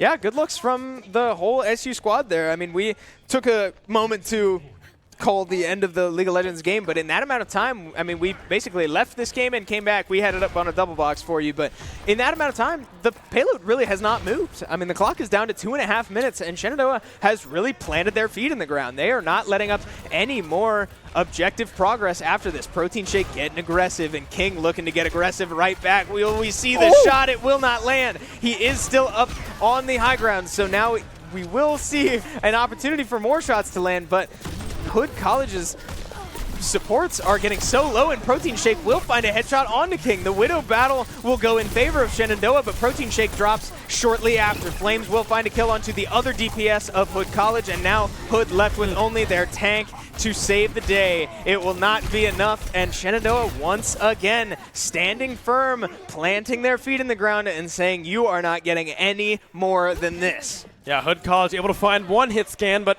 Flames is on a second, able to mow down the rest of Hood College's lineup. Now the ult again popped from Protein Shake, trying to go hunting, playing it safe. The grapple up on the tree. Oh, just barely missing that shot onto the Lucio. Everyone playing on the edge of their seats right now when Protein Shake is piloting this Widowmaker. And now we see Young Snail go in, but take so much damage, almost dropping, just barely staying alive. Shilk's able to get the healing. King will be able to find one. Clabiella will fall, but look at the health bars on the side of Hood College. How is no one going down? The beat will be dropped, but Protein Shake with the angle, with the flank, finds one. King will go down now, going back on retreat, trying to find the angles, but won't be able to do so just yet. Back up in the air. Oh my god, I mean, Protein Shake is so close to finding these headshots, just barely missing them thus far as Rain Dreamer advances with her ultimate. Yeah, and this is exactly why you'd like to be on defense here, as they are able to put that tire out of commission. But the spawns favor Shenandoah, right? The longer these fights go on, the more Shenandoah will be able to come back. We do see Rain Dreamer the first to fall in this fight, as Clabiella is able to get her rally charge out, but it will not be enough to keep her own life now, as this venture from King is looking to find any more extra credit that he could not find in the Smash series. But they do find a checkpoint with 90 seconds left to finish this game. Hood College looks to make their final push toward the end of this map. Yeah, 90 seconds remaining. Protein Shake able to find one. Shilks will go down. The Kiriko off the board, but the dive coming through from Young Snail will come up short. Will go down. Flames able to find that one. Protein Shake again finding ahead, clicking true. Flames finding Mam as well. I mean, Hood College, they're trying to find these angles, but they just can't. Protein Shake and Flames are so good on these hit scan DPSs. I mean, oh my God, he's finding so many small windows to try to find these shots. Protein Shake starting to come alive. Yeah, and Hood knows where he is. I mean, he's not exactly moving, but the Hood is just struggling to get around it. I mean, we saw the Sigma Shield finally put up right in Protein Shake's face, but it doesn't matter. Hood keeps showing themselves toward this Widowmaker, and Protein Shake is capitalizing. Hood's just struggling to regroup now as they finally find a way in, but right as Protein Shake lets the ultimate fly, so all of that secrecy is shown to the world. SU able to react, and Hood now forced to play around this, right? They do find their way onto the point. Protein Shake forced out of position for now, but wait for him to set up once again, and we will see a lot of the same thing. Speak of the devil, Protein Shake finds Mamija's teeth, and Hanzo will be the first to go down. I mean, this is causing problems. This is the strategy that we've been wanting to see from this SU squad. When Protein Shake is in the game, the orbital ray comes down as overtime will tick down as well. SU chasing them all the way back to their base to ensure that Hood College is unable to finish the offense on that map. Yeah, Rangerman went down in that exchange, but Bob quickly summoned by the Ash to fill that spot. So much damage coming through from these hit scans. Protein Shake and Flames playing unbelievably well, as now it's going to be their turn on this escort side. All they have to do is find this full cap, I believe. Yeah, pretty sure. Get it farther than it just was. Yeah. And they advance to 2-0 on the series. This is the 1-to-3 format yet again. And look at our subs in right now. We have Rain Dreamer on the Sigma earlier in the series. Comfy with the, I guess that's like one of those blanket coat things. Wearing a Snuggie yeah, the during Snuggies. a competition. And then Danny, again, Protein Shake locked in, as always, on that Widow hit scan. Yeah, it's so exciting to see this value finally pay off, right? We're seeing Protein Shake really land those shots. I mean, he was we saw for a while that he was so close, but he at least wasn't getting punished for it. The Achilles heel of this roster so far for Shenandoah has been when Protein Shake gets caught, right? He's not able to be the one to find the first pick. So it's great as a spectator and as a Shenandoah fan to be able to see this plan come to fruition, right? Finding the damage. But we'll see if that trend can stay true on offense. It's a lot easier to post up and find picks on defense. It's a lot harder to go out and do it on the offensive side of the game. Yeah, now on this offensive side, getting that push together early. Oh my goodness. I'm loving what, well, that is not what you want to see on the side if you are Cherry there. I mean, King able to find that angle, finding that kill, but Protein Shake again able to answer back. The Junkrat already off the board. I mean, look at these angles, these tight angles that Protein Shake is holding, and now up for the aerial shot. We'll be able to find one onto King. Oh my goodness, Protein Shake. Take it easy on him. Yeah, Protein Shake is firing on all cylinders right now, finding every angle he needs. I said it might be hard on offense. He is making it work. Hood doing what they needed to do, doing what they should be doing, and hiding from the Widowmaker. But Protein Shake able to find his way in now as the rest of the team is able to chase down. And Shenandoah asserting themselves so far on offense as Protein Shake is looking for more. Can't quite land that one, but the payload is charging toward checkpoint number 1 in record time. Yeah, 5 minutes and 20 seconds still on the clock here for SU to get to this second point. I mean, they are looking so clean right now. There's nothing that Hood College can do thus far. King almost peeking around the corner, but Protein Shake again will be able to find a pick in the air. Yep. Oh my goodness, please. Okay. I was like, there's no way he's going to find another one. That was making me real excited. But, I mean, again, Young Snail able to find the kill onto Ranger. But the tank goes down, and now the retreat coming through. SU has to regroup. Yeah, we do see the ultimates starting to tick up in favor of Hood College so far, with 2 ultimates up for both supports, and we will see likely a Sigma ultimate come out in this next fight. But not too different on the other side, right? We see Protein Shake with that ultimate active for now, and Rain Dreamer just got her ultimate. So we expect to see that as this next fight will develop, right? This position of the map was a sore spot for Hood College on offense. We will see if it's a different story on the other side, but Protein Shake finding a pick onto the support will be the name of the game. Here come the ultimates as the Nano will come out from Hood onto the Sigma, but he's unable to use his own ultimate. Flames finds 3. A triple kill will secure this checkpoint most likely, as Shenandoah will look to hold off Hood just a little longer as they push and rush toward this second checkpoint. Yeah, I mean, you can see the Zenyatta trying to hide behind this pole. I mean, Protein Shake is just hunting for anything that he can find. Just positioning. Barely misses that head. And now look at how far Young Snail just went up. I mean, where are you going? You're so far forwards. There's no support from your team. And now the Zenyatta ult comes through. Oh my God! Protein Shake, holy moly.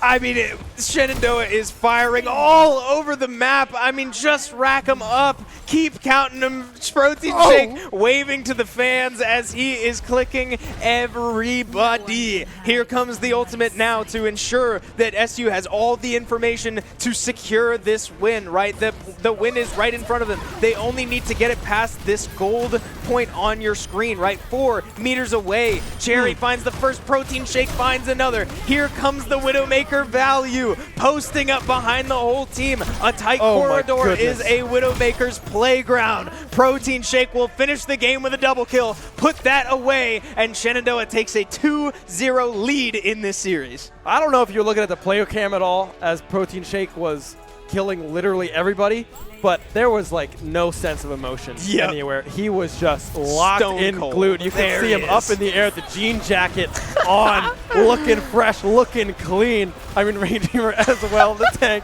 Happy claps, everyone smiling on the side of SU.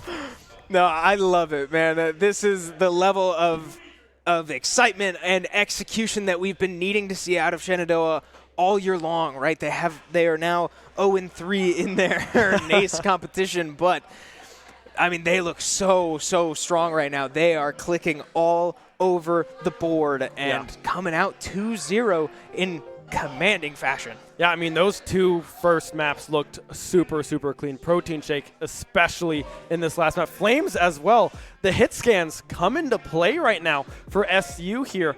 And now you're on map point, right? Hood College, what do you do to adjust? You have to try to find this backline pressure. You need to try to find these flank angles. You were able to do it briefly with that venture on King, but then you had to try to match these hit scans, and that's where everything kind of fell away from them. Yeah, and now this is the interesting thing, and I might need a little bit of backup from our production. I believe that because this is NECC, whereas the game we streamed earlier was NACE, they have different rule sets, which mean earlier, map number 3 was Flashpoint. I don't believe that's true now. We will be, I believe, seeing Push as the third map. Yes. And I would appreciate some confirmation from our production if that's true, if we know that or not. But we will let you know either way as soon as we get the map pick in. But something worth noting, right? We know that Shenandoah likes that Flashpoint, but if I'm not mistaken, Flashpoint is actually not map number 3 in this league. Yeah, I'm pretty sure this is, like you said, the NECC rulebook. I believe we do go into push 3rd. At least that's what we've had previously. I'm pretty sure we're correct on that one. So let's just assume that we're moving into push, right? Okay. It is push. It's push. All right, sweet. It is push. We both just like kind of paused there for a second. As our production told us. We got the confirmation we needed.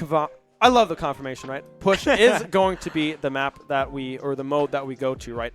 SU's arguably one of their least favorite / worst kind of modes that they play through. At least that's what the team believes to be the case. So it'll be interesting if Hood College can take a map off of this one. Yeah, that matters. I mean, the reason we mention it is exactly like you said. We know that Flashpoint is at least where Shenandoah feels the most comfortable, and that Push is where Shenandoah feels the least comfortable. Yeah. So in a situation like this where Shenandoah has an opportunity to put the series away with a win here, if you're SU, you'd rather this be Flashpoint, but that is not the case. So an opportunity, right, for Hood College to strike back and take this series back into a at least relatively neutral state, right? Try to find some success of their own. But either way, right, Shenandoah is hot right now. Yeah. And it'll be interesting to see. I forget the roster we used.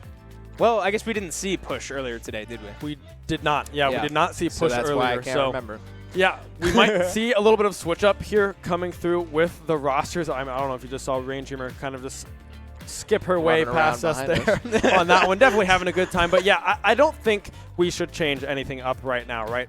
Protein Shake is feeling it, right? Yeah. That hit scan, that Widowmaker looked so strong. Flames as well on that Ashe. It looked incredible as well. And we also know that the Reaper is always in that back pocket if it is needed. Everyone in that map 2 played phenomenally. So I personally would not expect a change, but we might see one come through. Right, yeah, and on these Push maps, we, again, sort of similar to Flashpoint, or I guess not Flashpoint, sort of similar to the hybrid that I pointed out earlier. A lot of these maps are a nice, healthy balance between longer corridors and tight spaces. The problem is the objective will always be that robot, right? The fights will always be wherever that robot is. So it's hard to really force fights in a position where you like them. Right. Like if your comp leans one direction, you want to set up in areas where that comp can thrive. It's harder to force that in this game mode, and that could be why Shenandoah kind of struggles to at least feel comfortable in this game mode. But, I mean, time will tell, right? We will see. I hope we'll see Protein Shake back, right? I mean, that is the hot hand, and you don't take the ball away from a hot hand. But, I mean, we will see, right? We actually do have a bit of a lead in front of us here as casters. It does look like Protein Shake will not be in the game. The DPSs of choice will be Tiny, Shiny, and Flame. So back to that original roster, that tried and true, with Voidex as the tank. So it truly will be the starting roster that we saw earlier today. Yeah, and I mean, I agree with you. I feel like when you have that hot hand in Protein Shake, just absolutely lighting it up, it is difficult to pull him out of that position. But I mean, they must be seeing something or know something with this roster, specifically on whatever map they are going to be going into with Push. And I think this kind of settles into their Brawl roster, right? When they're really playing those scrappy fights, those Brawl comps, this is usually what we see come out. When we're playing those pick comps, that's when we really see Protein Shake on that Widowmaker, on that hit scan, to really find and secure those picks. So I'd expect a lot of fighting and a lot of Brawl coming through from this roster. Yeah, and the good news is something we know about Flame specifically is that this player can play both tight quarters and long-range hit scan, which is exactly how I just described this game mode, right? It's kind of whatever you need. We've seen the Reaper come out for Flames. We also know that he has an Ashe in there. So, I mean, we have our bases covered, and I think that's a smart decision from Shenandoah, right? To really play to the map as you would expect and understand that it's not going to be as simple as, you know, just isolating yourself into one playstyle. So, yeah, we will be going into Esperanza for our Push map. There is some good range, right, to be played with on this map. There's not a whole lot of high ground. There's one point where there's a little bit of a bridge that you can kind of oversee a little bit of height, right? You can have that like downward angle. So that's maybe why we're not seeing Protein Shake come in here, because there's not a lot of height to really work with. So I do like Molly coming in Tiny, Shiny. Possibly is going to be this Tracer, right? Trying to find these flank angles, maybe the Venture, but I do think it'll be that Tracer just being a thorn in the side of Hood College, getting a lot of this poke damage, setting up this front-to-back brawl that we often see from this roster. Yeah, and we saw earlier today what the possibilities are for a really dangerous Tracer player, right? We saw Jason earlier from Tulsa, yes. Run away with that match, really take control and I guess not only on Tracer, but I don't expect to see Tiny Shiny switch to Bastion. But, I mean, we do see the roster in front of you now. I mean, we know what's possible, right? We know the game plan. We know the dream scenario for Shenandoah. It's going to come down to can they go out there and do it. We have seen them go out there and execute Game 1 and Game 2, but this, like we've been saying, is an uncomfortable mode for Shenandoah. So, character building, right? This is tough scenario for Shenandoah, but certainly tougher for Hood College, right? I don't mean to downplay this. What are you laughing at? What's going on? I don't know. Cherry was just like losing it on the face cam, so I don't know what just happened. I know she's sitting next to Onion Man right now, and they're pretty close friends, so maybe there was something funny was said because it was a big rock back and forth. Like, it was like a big hearty laugh. So it's good to see the team in good spirits going into this map 3. I mean, why wouldn't you be when you're up 2-0? Exactly, yeah. I'm making this out to be like it's a bad scenario for Shenandoah. It's not. It's just harder than the first 2 games have been. Right. So, can Shenandoah go in there and finish the job, or will Hood College be able to stay alive and extend this series any longer? We will see it as map 3 we are preparing to load into. Esperanza on the push is the map of choice. Yeah, and I mean, we don't see comps coming out just yet, right? We're just in our fly-through thus far, but I mean, maybe it is going to be another one of those kind of ball angles coming through from VOIDX. Maybe they do try the Orisa out a little bit. I know they haven't been able to practice it with that new comp, but Orisa is the way to go right now in the current meta of Overwatch. So I don't know if they will bring it out just yet because they don't have that practice on it, or if it's going to continue to be that Malga cage brawl that we see sometimes coming through, or if it is just going to be this JQ, this Junker Queen, or this Rhine possibly coming through as well. There's a lot of options for this brawl comp, but I don't know. I feel like I'd expect to see the ball come through from SU. Right, yeah. The good news for SU also is that in this scenario, we do have VOIDX back on the tank, which means that all of those options you just listed are on the table, right? Yeah. Rain Dreamer has a very strong Ramatra to really lean into that brawl comp, and we saw the Sigma looking very strong last game, but VOIDX is so diverse, and it will be a wrecking ball to start the game as VOIDX looks to find any scouting information he can find as he rushes to the point and finds himself in a precarious position as he will look to take advantage of potentially an interesting flank here. He will make himself known and start rolling around the back line as he will find some good early damage onto Mamij. Almost going down is this Reaper, and sure enough, Tiny Shiny able to swoop in and finish the job. 1 DPS down for Hood College, and almost 2 as King finds himself getting very low on HP, as Shenandoah will look to take control of this point very soon if they are able to take King out here. Finding himself stuck in a corner, teleports away briefly, but Tiny Shiny able to put King down. That is a monocide, I believe is the word for killing a King. Regicide is the word I was looking for. Flames finds a kill onto 1 support, make that 2 supports. Both supports down for Hood College, and the tank will go down again. So Shenandoah taking early control, right? Getting some nice early progress as now VOIDX will look to push up a little further. Yeah, I mean, VOIDX on this ball is playing so aggressive. Clabiella on robot duty, dancing her way to victory here. I mean, yeah, there's not a whole lot that you really have to do. The robot is pushing her. That's awesome. I kind of she's doing nothing right now. She's just sitting on the robot, whereas the rest of SU pushes the aggression, right? Flames, the shotgun back in the air, trying to find these angles. Tiny Shiny will barely stay alive, will now fall. Young Snail able to find that one, but now we see VOIDX in the back line, able to find multiple members. Clabiella now off the robot, finding kills. Cherry and Flames to follow as well. Now it's just the Reaper, the charge forward, the swing. Flames able to secure the kill on that one. SU pushing forward so strong. Yeah, Hood College does not have an answer for VOIDX on this wrecking ball right now. He is rolling around at will and finding so much damage while he's at it. Claviella coming in to swoop in and finish those 2 kills in that fight, but that was all VOIDX going in and wreaking havoc. Meanwhile, we look back to Claviella 1v1ing a tank and almost coming out on top, forcing the Doomfist to ult to safety as now he will come back down. Meanwhile, Flames and Cherry finding kills of their own. Young Snail caught out of position and forced to use his Voidex's ult will leave his team exposed. Finally, Young Snail will go down, and so will Mamija. Again, Shenandoah having their way so far, and Voidex standing right by the base, just waiting for them to step out. I mean, he is doing quite literally whatever he wants right now. No one knows where Voidex is. I think they just now spot him possibly. Yeah, the ult coming through onto the backline, the beat from Sky are trying to keep people alive, but Shilk's already dropping the orbital ray coming down from Cherry as well. I mean, there's so much sustain. Tiny Shiny able to find one on the backside. The hamster rolling through the team. Multiple members falling on the side of Hood College Flames.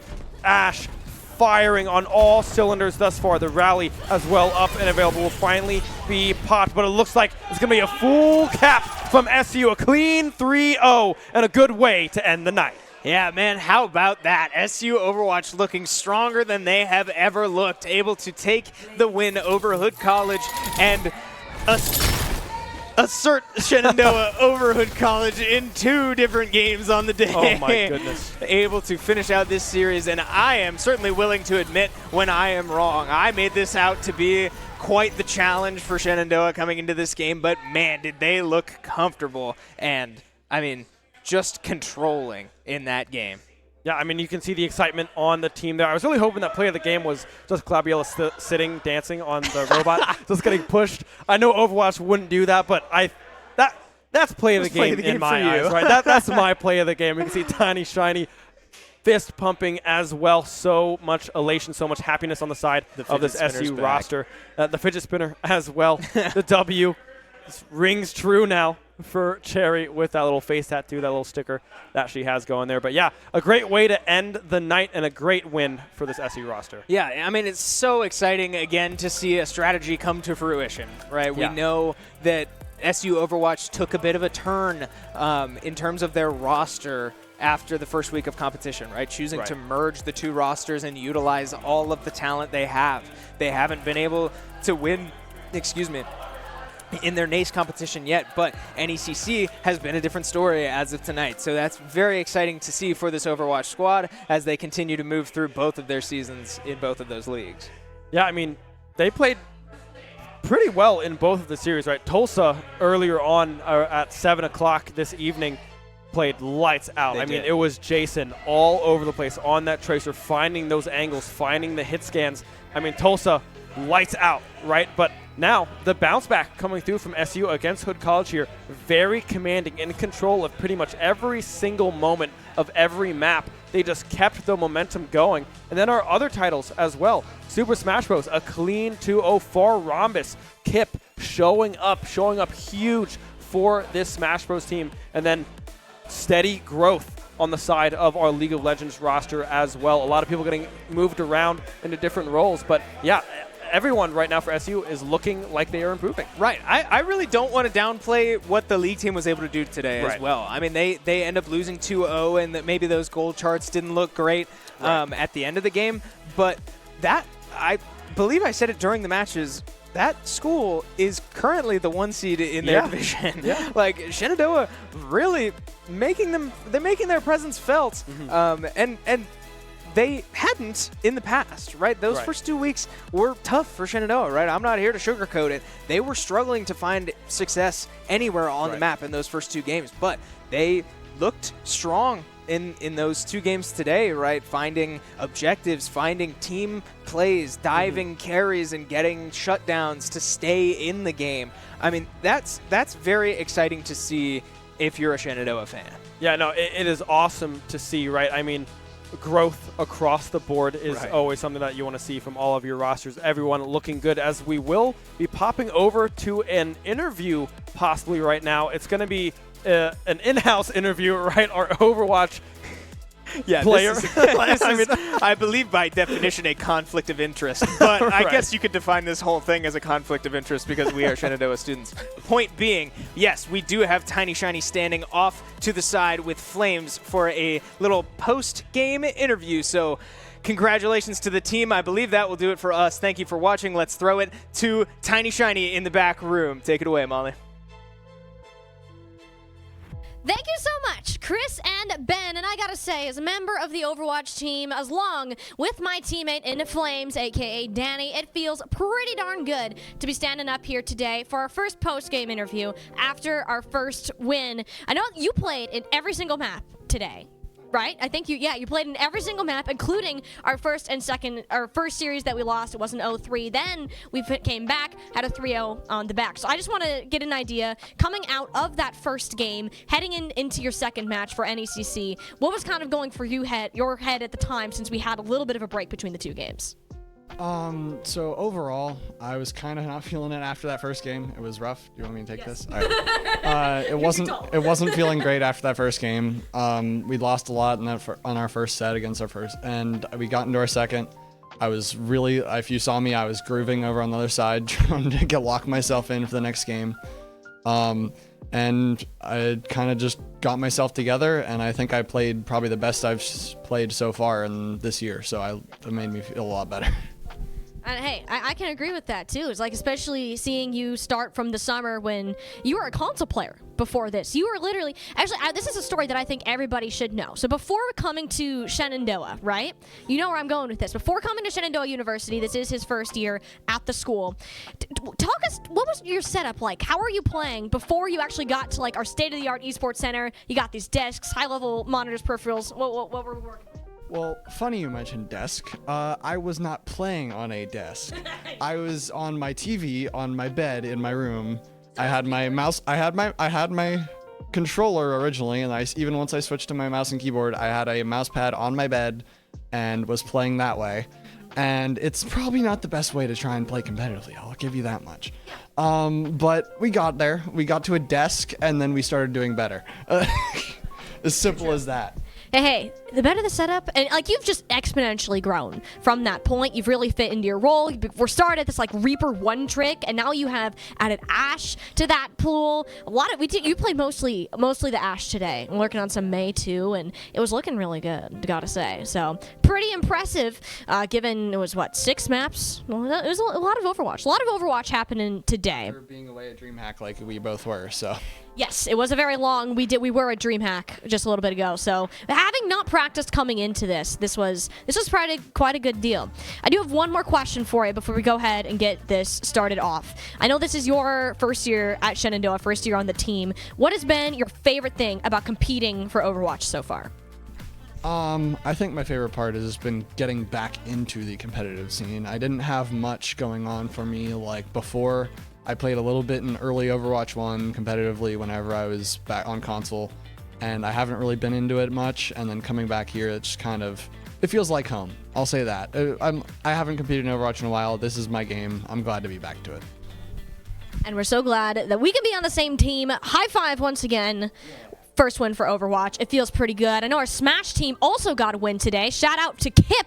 12 stocks. He got a 12 stock today.